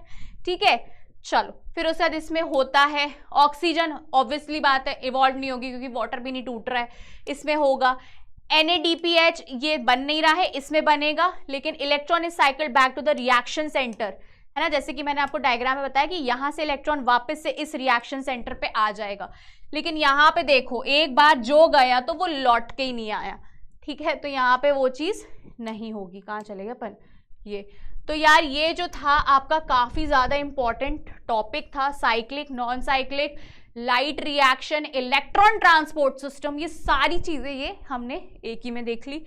और इसको वेरी आईएमपी लिख के इसको प्लीज नोट डाउन करो, फिर अपन बढ़ते हैं आगे। ठीक है, चलो अब बढ़ते हैं आगे अपन केमियोस्मोटिक हाइपोथेसिस। यार नाम से ही समझ में आ रहा है कि मैम बात कर रही है हाइपोथेसिस की, मैम क्या एनसीईआरटी बात कर रही है। ठीक है, तो यार यहाँ तो जो थी कहानी वो cyclic, non cyclic, photophosphorylation, electron transport system की थी। लेकिन यहाँ कुछ ऐसी बात है कि यहाँ पे आपको मेंटेन करना है ग्रेडियंट को, मतलब प्रोटॉन ग्रेडियंट की हम बात कर रहे हैं। तो सबसे पहले यार डायग्राम के थ्रू समझो, वो ज्यादा इजी पड़ता है। तो ये डायग्राम है किसका, तुम्हारे थाइलाकॉइड का, थाइलाकॉइड का डायग्राम है। ठीक है, वो थाइलाकॉइड जो छोटा सा तुम्हें दिखता था, ठीक है, उसको बड़ा करके बता दिया गया है। तो अंदर वाला पोर्शन जो होता है उसको अपन ल्यूमेन बोलते हैं, और जो बाहर थाइलाकॉइड के है उसको अपन स्ट्रोमा बोलते हैं। ठीक है, तो ये जो सारी रिएक्शन है, एटीपी बनना, NADPH बनना, तो देखा जाए, कायदे से देखा जाए तो यार ये तो सारी चीजें बाहर हो रही हैं, मतलब थाइलाकॉइड मेम्ब्रेन के बाहर तरफ स्ट्रोमा की बात करी गई है। ठीक है, क्योंकि हमने ये सारी की सारी चीजें कहाँ पढ़ी है, लाइट रिएक्शन में। ठीक है, तो यहाँ पे आप देखो यहाँ पे आप देखो कि बाहर की तरफ अगर मैं बात करूं तो बाहर आपका क्या बन रहा है, NAD, है ना, NADP से NADPH बन रहा है। ठीक है, मतलब आप ये थाइलाकॉइड की मेम्ब्रेन के बाहर का पोर्शन देख रहे हो, और यहाँ पे तो है स्ट्रोमा। अब यहाँ पे जितने भी हाइड्रोजन थे, है ना, जितने भी बाहर थोड़े बहुत हाइड्रोजन, अब गरीब है यार, ज्यादा हाइड्रोजन है नहीं ऑलरेडी उसके पास, और NADP से NADPH बनाए जा रहे, तो सीधी सी बात है यार, जो जिसके पास है नहीं और कम होता जा रहा है, भगवान ने जिसको दिया है उसके पास आता ही जा रहा है, वो वाली कहानी है यहाँ पे तो। और यहाँ पे अंदर है ल्यूमेन। अब ल्यूमेन की मैं बात करूं तो यहाँ पे वाटर का भी स्प्लिटिंग हो रहा है, और वाटर का स्प्लिटिंग होता है तो ऑब्वियस सी बात है हाइड्रोजन तो निकलते ही हैं। तो ऑलरेडी यहाँ पे हाइड्रोजन इतने सारे थे, जैसे कि तुम डायग्राम में देख रहे हो, कलर दूसरे से बता देती हूँ, ऑलरेडी यहाँ पे इतने सारे हाइड्रोजन थे, और वाटर का स्प्लिटिंग हो के और हाइड्रोजन बने जा रहे हैं। लेकिन अगर मैं इसके बाहर की बात करूं तो यार हाइड्रोजन बहुत ही कम है, बहुत ही ज्यादा कम है ना। स्ट्रोमा में जो हाइड्रोजन आयंस है वो काफी ज्यादा कम है। तो अब ऐसे में क्या होगा, ऐसे में जनरेट होगा प्रोटॉन मोटिव फोर्स। ठीक है, क्यों यार, संतुलन भी तो बनाना जरूरी है ऐसे में, वरना आगे की चीज तो प्रोसीड ही नहीं हो पाएगी। एक इंसान के पास बहुत सारी चीजें, एक के पास कुछ है ही नहीं, है ना, तो संतुलन तो बनाना पड़ेगा। तो यहाँ पे क्या जनरेट होता है, प्रोटॉन मोटिव फोर्स। यहाँ पे क्या जनरेट होता है बच्चों, प्रोटॉन मोटिव फोर्स, जिसको अपन PMF के नाम से जानते हैं। तो जब पीएमएफ जनरेट होगा, अब हलवा तो है नहीं कि सब में ऐसे ही मुंह उठाए चले गए, मुंह उठाए अंदर आ गए। अब यार ऑब्वियस सी बात है यार, कुछ रूल्स रेगुलेशंस होते, तो वहां पे ना एक गेट होता है बच्चों, है ना। अगर आप ध्यान से देखो थाइलाकॉइड की मेम्ब्रेन के पास एक गेट होता है, इस गेट को हम चैनल के नाम से भी जानते हैं, ठीक है। आप चैनल बोल लो, गेट बोल लो, जिसका नाम CF0 है और CF1 है। तो ये काम क्या करेगा, इस हाइड्रोजन को, मतलब जो हाइड्रोजन जो ज्यादा अमाउंट में प्रेजेंट है, ठीक है। ये तो साइटोक्रोम वगैरह ये इलेक्ट्रॉन एक्सेप्टर है ना। ये PS2 का बता दिया, यहाँ से लाइट आ रही है, ये PS700 है, वो सेम चीज है, कुछ ऐसा वो नहीं है ना, कहानी कुछ ऐसी नई नहीं है, सब सेम है ना, ऐसा मत सोचना। बस वो हमने एक एरो मेथड से पढ़ा था, ये अपन ने थाइलाकॉइड मेम्ब्रेन के अंदर की कहानी बता रहे, तो इस तरीके से ऐसे लिखा है, ऐसे डरना मत कि क्या हो गया एकदम से, ठीक है। तो यहाँ पे देखो कि यार वाटर स्प्लिटिंग भी हो रही थी, ये तो हमने PS2 में पढ़ी थी, वाटर स्प्लिटिंग हो रही, लेकिन वाटर स्प्लिटिंग कहाँ हो रही है, इसमें अंदर तरफ ल्यूमेन साइड, है ना। तो इसके कारण हाइड्रोजन यहाँ पे काफी ज्यादा बढ़ गए। अब लेकिन जो बन रहा है वो सब कुछ बाहर के साइड बनता हुआ नजर आ रहा है, तो हम यहाँ पे देखते हैं कि यार यहाँ पे बनता है चैनल। तो ये जो चैनल है वो क्या काम करता है, ये हाइड्रोजन को, है ना, ये जितने भी थोड़े बहुत हाइड्रोजन है वो इनको लेके आता है बाहर की तरफ, ठीक है। ये आता है बाहर की तरफ, ये डिफरेंस को मेंटेन करने के लिए, है ना, जो प्रोटॉन डिफरेंस है ना, ग्रेडियंट जिसको हम बोलते हैं प्रोटॉन ग्रेडियंट, उसको वो क्या करता है, मेंटेन करने का काम करता है। तो यहाँ पे क्या आता है, CF0 एक चैनल है जो हाइड्रोजन को लेके आता है, क्योंकि हाइड्रोजन बहुत सारे हैं इधर, तो ये क्या कर रहा है, हाइड्रोजन को लेके आ रहा है और यहाँ पे इस जगह पे लाके CF1 तक ला रहा है। अब ये CF1 क्या काम कर रहा है, CF1 के पास क्या है, enzyme ATP synthetase.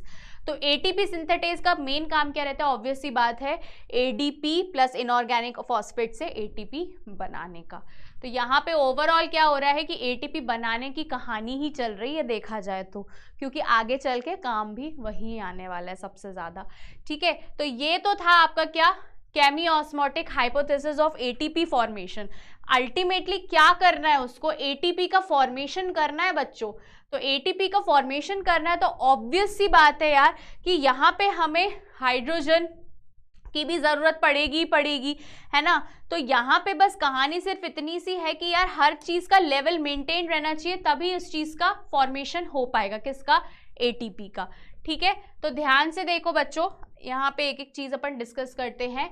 This hypothesis was proposed by the Mitchell in 1961। ATP synthesis is linked to development of the proton gradient across the membrane of thylakoid and mitochondria because of the photolysis of water. Thylakoid membrane के पास जो है H+ ions बहुत ज्यादा हो जाते हैं, ये हमें पता है, हमने ये पढ़ लिया है। The accumulation of proton inside the thylakoid membrane creates a proton gradient। Obvious सी बात है यार, अगर accumulation होगा थाइलाकॉइड में तो वो एक proton gradient डिफरेंस बना देगा। The energy released by the proton when they diffuse across the thylakoid membrane into the stroma against the hydrogen concentration gradient is called that is used for generating the ATP। तो obvious सी बात है, मैंने अभी बताया कि वो hydrogen निकलेंगे, वो क्या बनाने का काम करेंगे, ATP बनाने का काम करेंगे। So the movement of proton across the membrane, है ना, takes place through the F0 of ATPase enzyme या ATP सिंथेटेज एंजाइम, कुछ भी बोल सकते हो, कुछ भी वैसा नहीं है। The breakdown of proton gradient provide enough energy to bring about the conformational changes in the F1 particles of the ATPase, which makes the enzyme synthesis several molecule of energy that is packed ATP। वही कहानी है, simple सी बात चल रही है कि भाई यार यहाँ पे तो वही चीज है कि यार मैम कहानी सिर्फ इतनी सी है कि अंदर की तरफ ज्यादा हाइड्रोजन थे थाइलाकॉइड के और उसके बाहर की तरफ कम थे, तो बाहर से अंदर से बाहर आए, जब वो बाहर आए तो उन्हें किसका फॉर्मेशन किया है, ATP का फॉर्मेशन किया, बस। So F0 which is presented into the thylakoid layer creates a transmembrane channel that enable the proton easily to diffuse across the membrane, है ना। तो वही एक तरीके का चैनल बनाया था, वो चैनल जो मैं तुमको यहाँ दिखा चुकी हूँ, ये है ना। तो उनने क्या बनाया था, एक तरीके का बच्चों चैनल बनाया था, जिसके कारण काफी ज्यादा इजी बन गया था मतलब हाइड्रोजन का अंदर से बाहर आना। So F naught is the other half which is situated on the stroma facing side of the thylakoid external surface of the membrane. ठीक है, उसके बाद क्या बोला गया है कि the gradient break down offer enough energy to cause the conformational shift in the F1 moiety of the ATP synthesis. So यही कहानी है बच्चों, बार बार वही बता रही हूं मैं कि यार एटीपी जो है, एटीपी का यहाँ पे क्या हो रहा है, सिर्फ और सिर्फ सिंथेसिस देखने को मिल रहा है, और because of the enzyme ATP synthetase, है ना, एंजाइम जो है एटीपीएज या एटीपी सिंथेटेज, वही वाली कहानी है. ठीक है, तो यहाँ पे आप देख लो, एक बार लिख लो इसको, फिर आगे अपन बढ़ते हैं. काफी इजी है, कुछ डिफिकल्ट नहीं है. अभी कहीं भी मैंने ऐसा नहीं बताया कि जिसमें तुम्हारा दिमाग घूम जाए, है ना, ऐसी चीज बताई है जो एकदम इजी गोइंग में चल रही है. ठीक है, और बहुत आराम से बैठ के पढ़ोगे ना तो पूरा बन जाएगा. अच्छा, ये डायग्राम मैंने जान के इतना बड़ा किया है क्या, ताकि तुम लोगों को मैं समझा सकूं. ठीक है, अब आती है बच्चों डार्क रिएक्शन. तो ध्यान से समझना, डार्क रिएक्शन हमें कहाँ देखने को मिलेगी, स्ट्रोमा में. डार्क रिएक्शन हमें कहां देखने को मिल रही है, स्ट्रोमा में. लाइट रिएक्शन कहां देखने को मिल रही थी, लाइट रिएक्शन कहां देखने को मिल रही थी, ग्रेना में. डार्क रिएक्शन कहां देखने को मिल रही है, स्ट्रोमा में. याद रखना, ठीक है, ये याद रखना. ठीक है, चलो ओके. तो अब बढ़ते हैं आगे अपन कि यार the reaction is also known as the biosynthetic phase और ब्लैकमैन रिएक्शन और कार्बन डाइऑक्साइड फिक्सेशन. क्यों, क्योंकि अब रोल यहाँ पे आएगा एटमॉस्फेरिक कार्बन डाइऑक्साइड का. ठीक है, तो इसलिए अपन ने इसको क्या बोला है, कार्बन डाइऑक्साइड फिक्सेशन. ठीक है, तो यहाँ पे किसका यूज होगा, एटीपी और NADPH2 का यूज होगा, ताकि ये कार्बन डाइऑक्साइड क्या बना सके आगे चल के, कार्बोहाइड्रेट बना पाए, मतलब फाइनली खाना बना पाए. ठीक है, वही कहानी है. तो यहाँ पे आप देखो कि यार यहाँ पे दो टाइप के पाथवे होते हैं, पहला है C3 और दूसरा है C4. तो C3 को अपन क्या बोलते हैं, कैल्विन, और C4 को हैच-स्लैक पाथवे के नाम से भी जाना जाता है. ठीक है, तो सबसे पहले आप लोग ये जानो कि यार C3 पाथवे में क्या होता है, एक स्टेबल प्रोडक्ट बनता है. ठीक है, कार्बन डाइऑक्साइड फिक्सेशन के थ्रू, एक कार्बन फिक्सेशन या कार्बन डाइऑक्साइड फिक्सेशन के थ्रू एक स्टेबल प्रोडक्ट बनता है, जो 3 कार्बन प्रोडक्ट होता है, 3 कार्बन मॉलिक्यूल, जिसको हम PGA या फिर फॉस्फोग्लिसरिक एसिड के नाम से भी जानते हैं. और वहीं पे C4 में 4 कार्बन मॉलिक्यूल बनता है, OAA, ऑक्सैलो एसिटिक एसिड. ठीक है, तो पहले ये जान लो कि यार 3 में 3 कार्बन बनता है, 4 में 4 कार्बन मॉलिक्यूल बनता है. फिर अपन आगे बढ़ेंगे साइकिल की तरफ. तो पहले इसको नोट डाउन करो बच्चों, फिर बढ़ते हैं आगे अपन. चलो, तो अब बढ़ते हैं आगे अपन C3 पाथवे की तरफ. तो यार सबसे पहले तो ये समझो, C3 पाथवे को अपन कैल्विन साइकिल के नाम से भी जानते हैं. पहली चीज ये, जहां पे उनने क्या बनाया था कि एक स्टेबल प्रोडक्ट बनाया था जो 3 कार्बन का था. मतलब जो एक्सेप्टर था, उनने उनको ये समझा कि भाई ये 2 कार्बन का होगा, 2 और +1, मतलब मान लो कि सपोज ये एक कार्बन डाइऑक्साइड है. ठीक है, प्लस उनने एक एक्सेप्टर एज्यूम कर लिया, तो उनने सोचा कि 3 कार्बन स्टेबल प्रोडक्ट बनेगा, और वो 3 कार्बन स्टेबल प्रोडक्ट का क्या नाम था, फॉस्फोग्लिसरिक एसिड. लेकिन ऐसा कुछ भी नहीं हुआ, है ना. उसकी जगह वो X जो हमने 2 कार्बन सोचा था, मतलब हमने नहीं, जो साइंटिस्ट ने सोचा था, उसकी जगह 5 कार्बन आके जुड़ गया. तो 1 कार्बन इसका प्लस 5 कार्बन, तो वो कैसा बना, 6 कार्बन का प्रोडक्ट बन गया, जो कि अनस्टेबल था बच्चों. ठीक है, कैसा था वो, अनस्टेबल प्रोडक्ट था. और यहाँ पे हमारा जो स्टेबल प्रोडक्ट था वो PGA बन रहा था. तो उसने भी क्या किया, PGA ने 2 3 3, मतलब आप बोल सकते हो कि 1 3 ऐसा प्रोडक्ट, 3 कार्बन का यहाँ, 3 कार्बन का यहाँ, तो टोटल कितने हो गए, 2 प्रोडक्ट, मतलब 2 प्रोडक्ट उसने ऐसे बना लिए. ठीक है, तो इसी पे ही बेस्ड एक साइकिल है बच्चों, ध्यान से समझना. तो सबसे पहले क्या होता है, कार्बोक्सिलेशन. कार्बोक्सिलेशन में क्या होता है कि ये 5 कार्बन, ठीक है, जैसा कि मैंने अभी बताया कि यार ये जो है, ये क्या है, 5 कार्बन कंपाउंड है. ठीक है, तो आप क्या देख रहे हो कि यहाँ पे क्या बना है, 5 कार्बन कंपाउंड बना है, जिसको हमने क्या बोला है, राइबुलोज बाइफॉस्फेट. ठीक है, तो यहाँ पे बाहर से क्या आ रहा है, आपका कार्बन डाइऑक्साइड आ रहा है.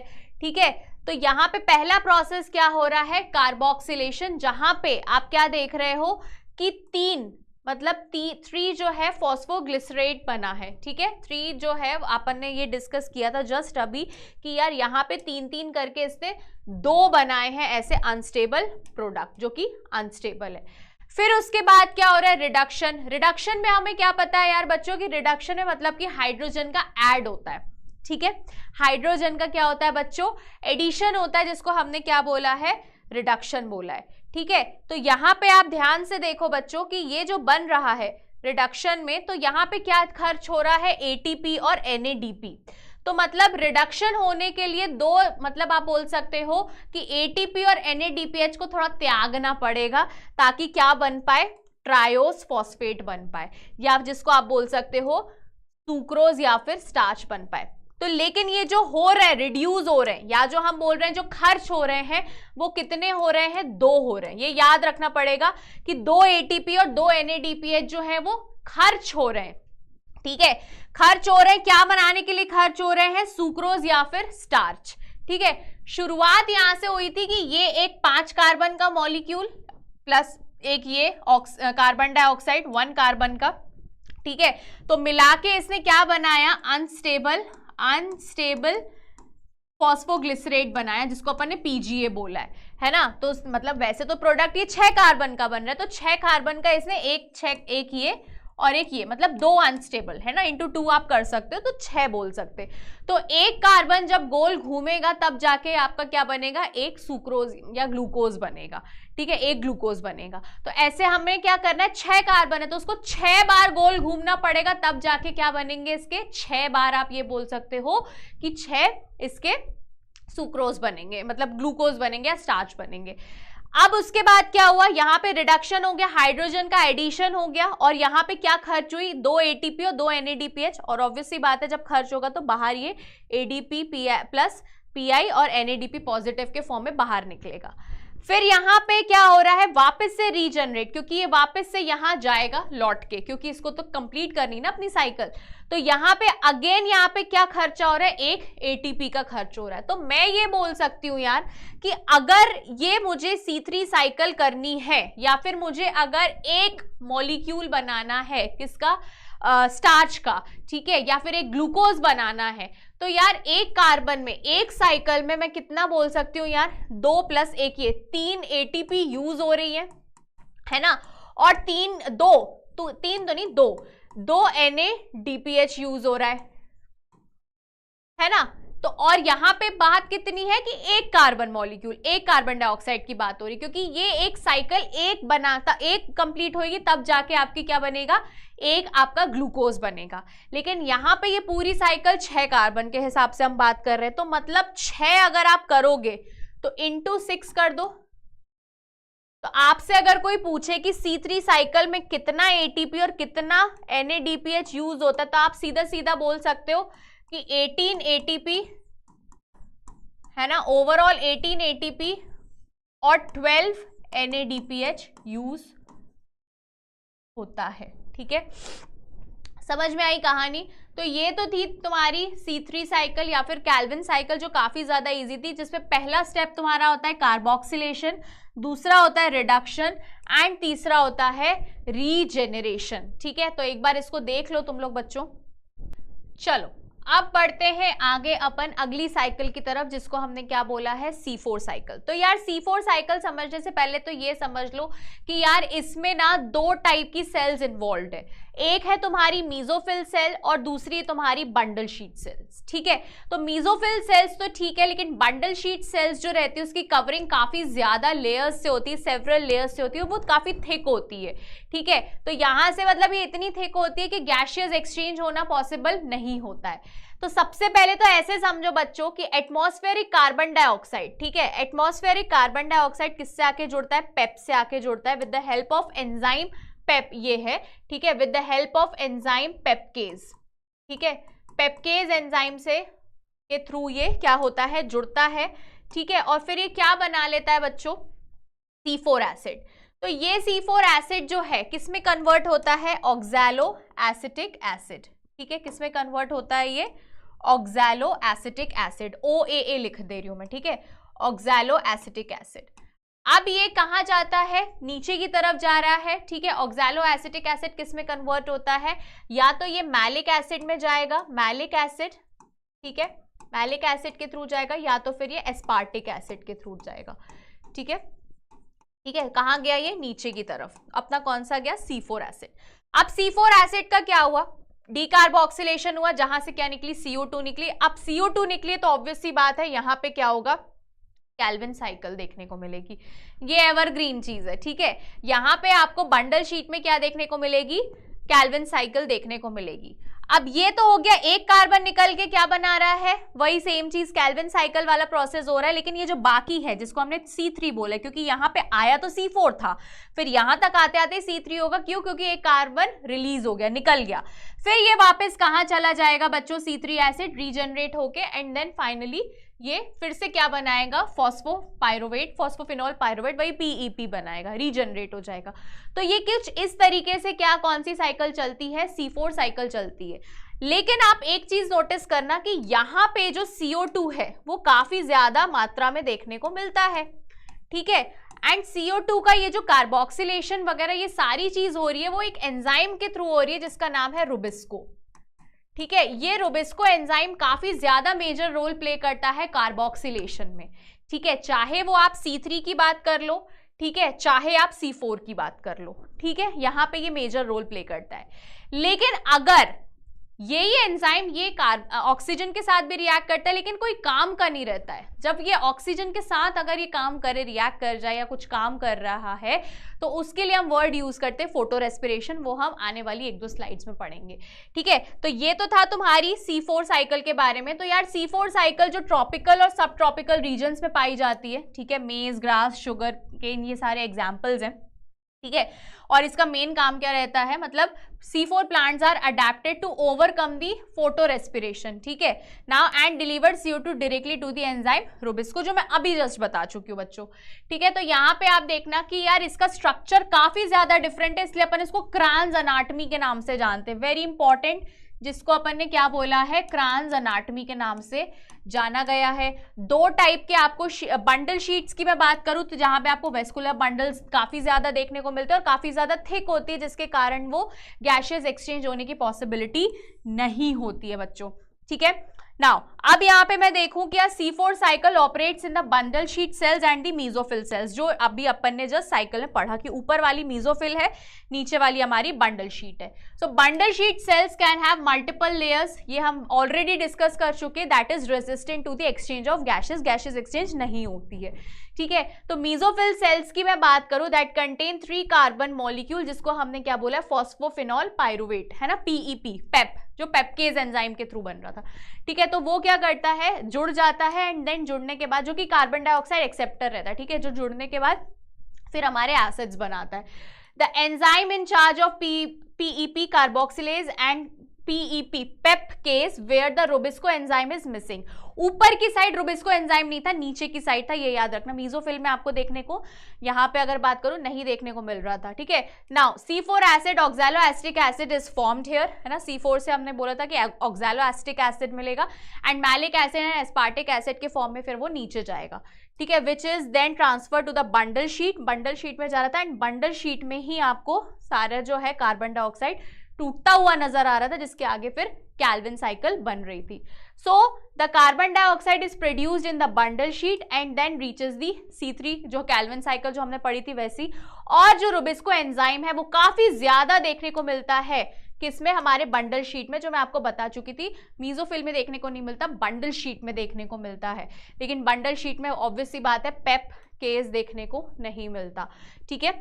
नाउ वही सेम चीज है कि carbon dioxide gases concentration is rises, bundle sheath में ऑब्वियस सी बात है यहाँ पे राइज बढ़ जाता है बंडल शीट में कार्बन डाइऑक्साइड का कंसंट्रेशन, और फिर वहां पे रिएक्शन होती है because of the RuBisCO enzyme, वहां पे पेपकेज नहीं होता है, ठीक है।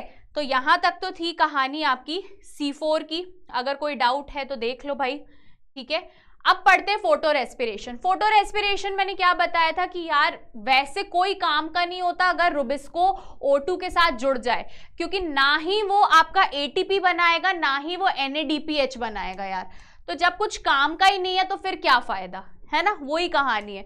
तो फोटो रेस्पिरेशन क्या होता है? The process of Uptake of oxygen and the production of carbon dioxide in light by photosynthesis tissue known as the photorespiration.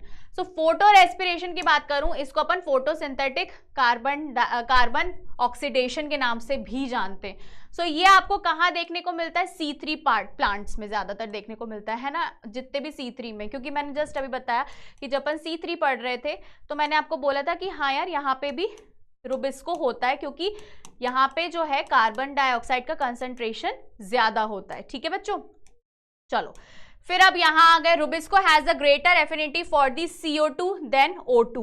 ठीक है, this binds competitive when some oxygen bind to the rubisco it decrease the CO2 fixation. Obviously CO2 का level ये कम कर देता है। अगर Rubisco oxygen के साथ जुड़ गया तो वो CO2 का लेवल क्या कर देगा?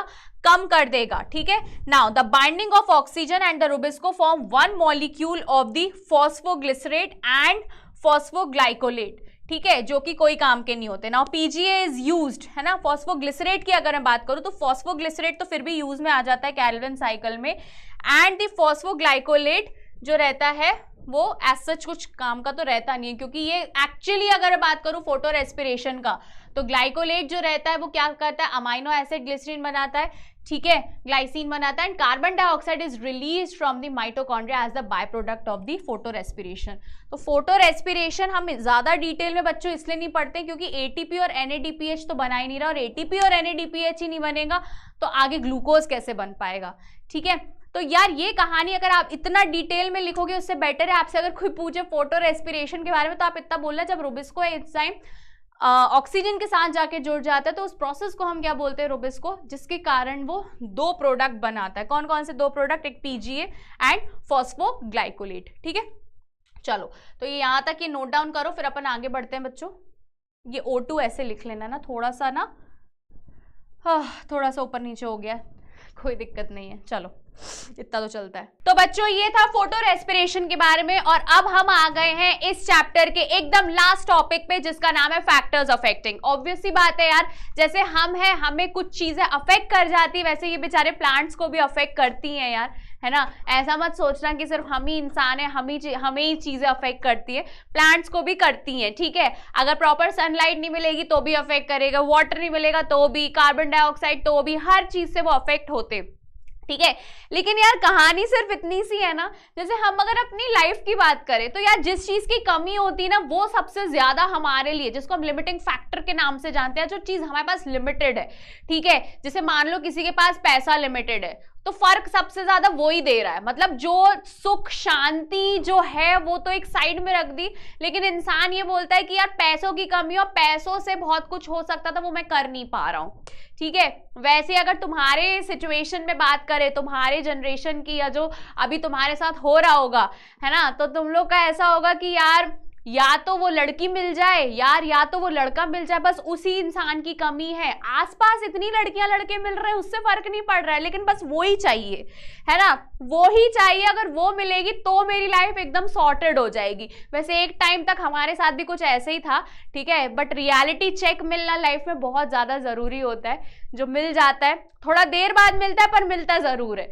ठीक है, तो वही चीज है यार बच्चों कि ब्लैकमैन, है ना, जो आप लोग थियोरी पढ़ते हो, है ना, जो आप लोग थियोरी पढ़ रहे हो ब्लैकमैन की, तो उसमें वही चीज बताई गई है कि यार उनने ये बोला था लिमिटिंग फैक्टर में कि यार जो चीज ज्यादा है वो तो ठीक है, रैपिडली हो रहा है, लेकिन जिस चीज से कमी पड़ रही है ना, तो कहीं ना कहीं वो फैक्टर इम्पैक्ट कर जाता है। ठीक है, तो यहां पे क्या बोला गया है? According to Blackman's law, limiting factor when a process is conditioned as its rapidity by a number of separate factors, the rate of the process is limited by the pace of the slowest factor. ठीक है, जिसके कारण चीजें slow हो जाती है। जैसे हमारे साथ भी बहुत सारी चीजें ऐसी है कि यार मुझे तो घूमने जाना था दुबई, बट पैसे ने रोक दिया यार मुझे। वैसे ऐसा कुछ नहीं है, बट ठीक है, मतलब बोल सकते हैं। ठीक है, तो यार मतलब मुझे अगर करना है जो चीज वो तो करनी है। वैसे बहुत लोगों के साथ ऐसा होगा कि जो चीज करना है तो करना है, आप कोई चीज रोके टोके अब वो देखा जाएगा बाद में। ठीक है, लेकिन इनका तो है, इनको गलत साबित नहीं करना है यार, ये कहीं ना कहीं सही भी है।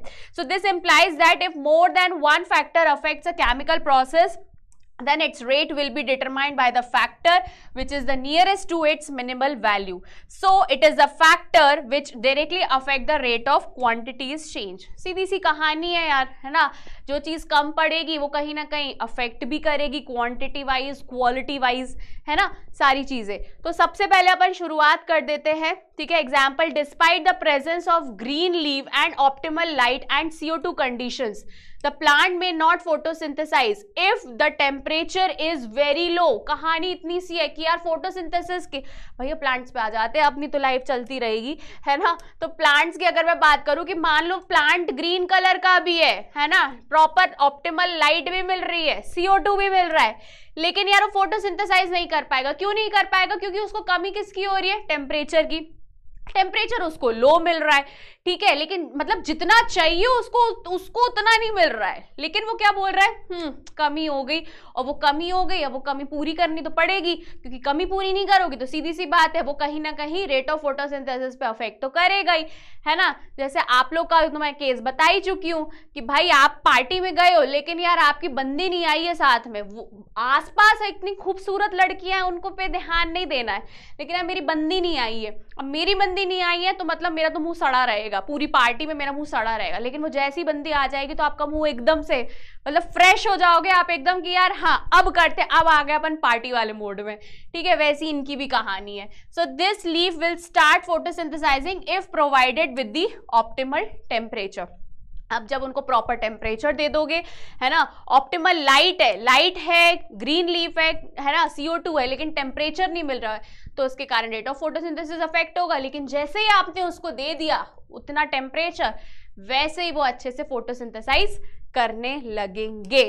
चलो अब देखते हैं किसके बारे में, लाइट के बारे में। तो लाइट जो रहते हैं, quantity, intensity and duration of light affect the rate of photosynthesis, कि किस क्वालिटी की लाइट आ रही है, कितनी क्वांटिटी में आ रही है, इंटेंसिटी कितनी है, वो कहीं ना कहीं अफेक्ट करती है रेट ऑफ फोटोसिंथेसिस में। जैसे कि आपको पता है कि जो लाइट वेवलेंथ है 400 से 700 नैनोमीटर की सबसे ज्यादा इफेक्टिव फोटोसिंथेसिस देखती है। पूरे चैप्टर में पढ़ा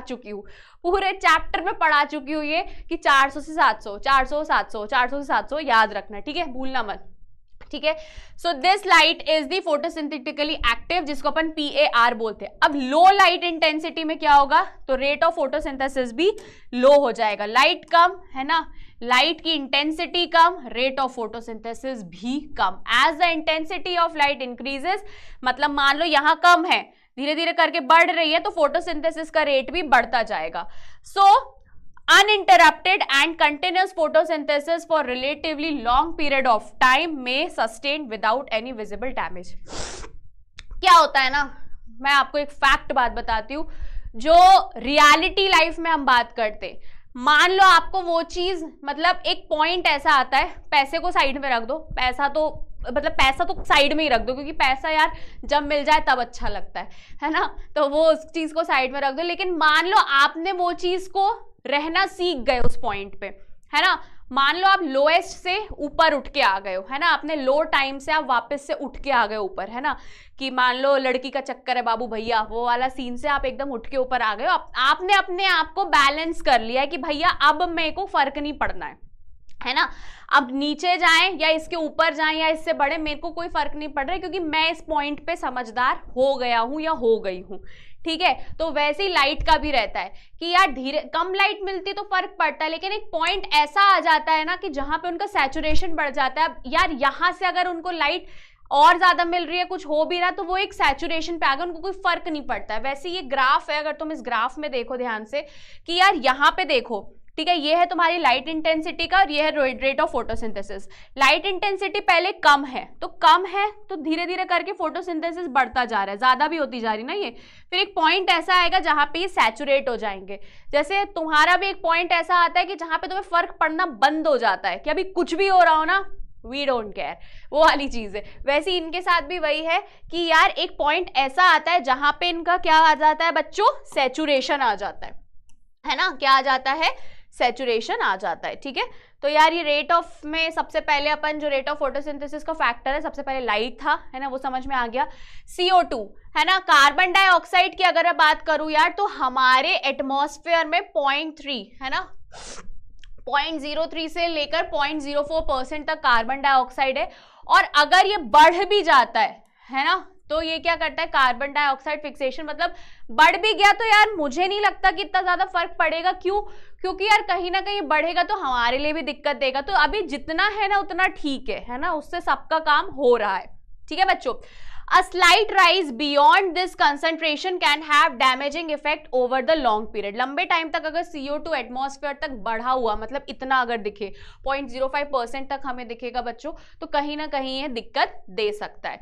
ठीक है, there is a differences in the photosynthetic response available concentration of, मतलब CO2 का अगर हम कंसंट्रेशन की बात करें C3 एंड C4 साइकिल में, देखो C3 एंड C4 को वैसे फर्क नहीं पड़ता है, ऑनेस्टली बताऊं क्यों? क्योंकि उनको फर्क पड़ता है लाइट से। भाई लाइट आनी चाहिए, लाइट आएगी हम अच्छे से अपना फोटोसिंथेसिस कर सकेंगे।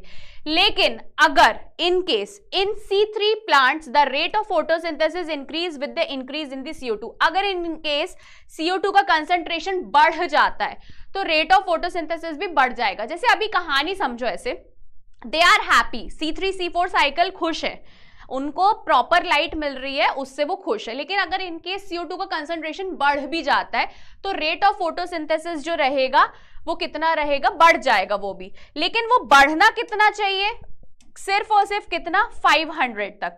ठीक है, 500 ppm तक बढ़ना चाहिए, इससे ज्यादा नहीं, क्योंकि ये उनका सैचुरेशन है, इससे ज्यादा वो झेल नहीं पाएंगे। ठीक है, अब यहाँ पे same goes for C4। C4 में अगर देखा जाए तो 360 तक ही बढ़ना चाहिए, है ना। जैसे C3 में मैंने बोला था कि C3 में बच्चों ये 500 तक बढ़ना चाहिए, है ना, और C4 में ये 360 ppm तक बढ़ना चाहिए। तो ये सब अपना सैचुरेशन बता रहे हैं ना, C3 C4 का ये सैचुरेशन है। ये IMP लिख लेना, क्योंकि पूछ सकते हैं कि यार कार्बन डाइऑक्साइड का कंसंट्रेशन कितना होना चाहिए C3 में और कितना होना चाहिए C4 में, और ये होते हैं सैचुरेशन। जैसे कि मैंने बताया कि यार इस पॉइंट तक आ गए हैं, अब कोई फर्क नहीं पड़ रहा है इनको, वो वाली कहानी है। ठीक है बच्चों, तो ये ग्राफ भी है, उसी पे बेस्ड है ये। ठीक है, ये आपका कंसंट्रेशन है, ठीक है, ppm पार्ट्स पर मिलियन, और ये आपका कितना है, रेट ऑफ CO2 अपटेक, कितना वो इनटेक अपटेक कर रहे हैं। तो वो वही कहानी है यार कि ज्यादा एक टाइम तक ही उनको सैचुरेशन आएगा। यहाँ पे देखो, ये यहाँ पे उनका सैचुरेशन पहले आ गया है, ठीक है, और यहाँ पे आप देखो C4 का सैचुरेशन यहाँ पे आ गया है। ठीक है, तो फर्क नहीं पड़ता है ज्यादा। फिर टेम्परेचर, कहानी टेम्परेचर की बहुत सिंपल सी है। अगर टेम्परेचर अबंडेंट लाइट और कार्बन डाइऑक्साइड मिल रहा है, रेट ऑफ फोटोसिंथेसिस भी बढ़ता हुआ नजर आएगा, अच्छा टेम्परेचर मिलेगा, सब कुछ मिलेगा। ठीक है, after that there is decrease in the rate of photosynthesis. अगर इनकेस अगर मैं बात करूं, अगर और बढ़ जाता है इनकेस अगर और मैक्सिमम टेम्परेचर आप कर रहे हो तो रेट ऑफ फोटोसिंथेसिस कम हो जाएगा। क्यों? क्योंकि यार ज्यादा टेम्परेचर कर आप क्लोरोप्लास्ट को बर्बाद कर देगा यार, है ना, क्लोरोप्लास्ट को बर्बाद कर देगा, तो वो दिक्कत देगी।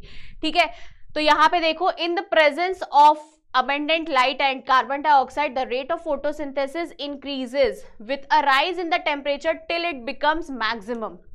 After that there is a decrease in the rate of photosynthesis.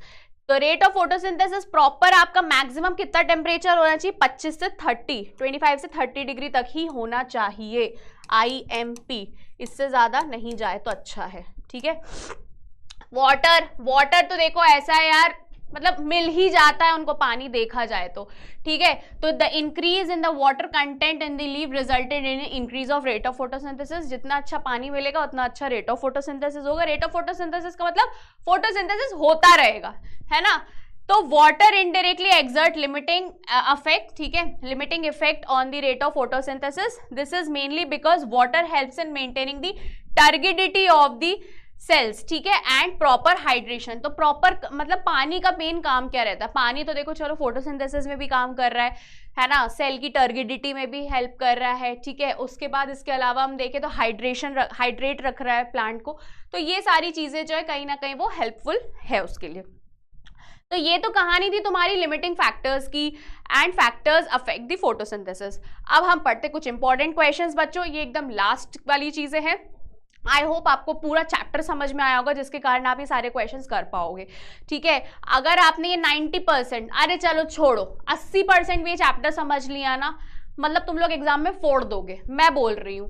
क्योंकि यार अगर तुमने ETS पढ़ लिया, electron transport system, C3 C4 जो मैंने बताई तुम लोगों को, अगर तुमने इतना ही समझ लिया ना, तो तुम साइक्लिक नॉन साइक्लिक ईटीएस में ही अपन बात करते हैं, ईटीएस में ही साइक्लिक नॉन साइक्लिक आ जाता है। ये ही इतना समझ लिया ना, मैं गारंटी ले रही हूँ तुम लोग आराम से खुशी खुशी पेपर में लिख के आओगे, डायग्राम बना के आओगे, ठीक है।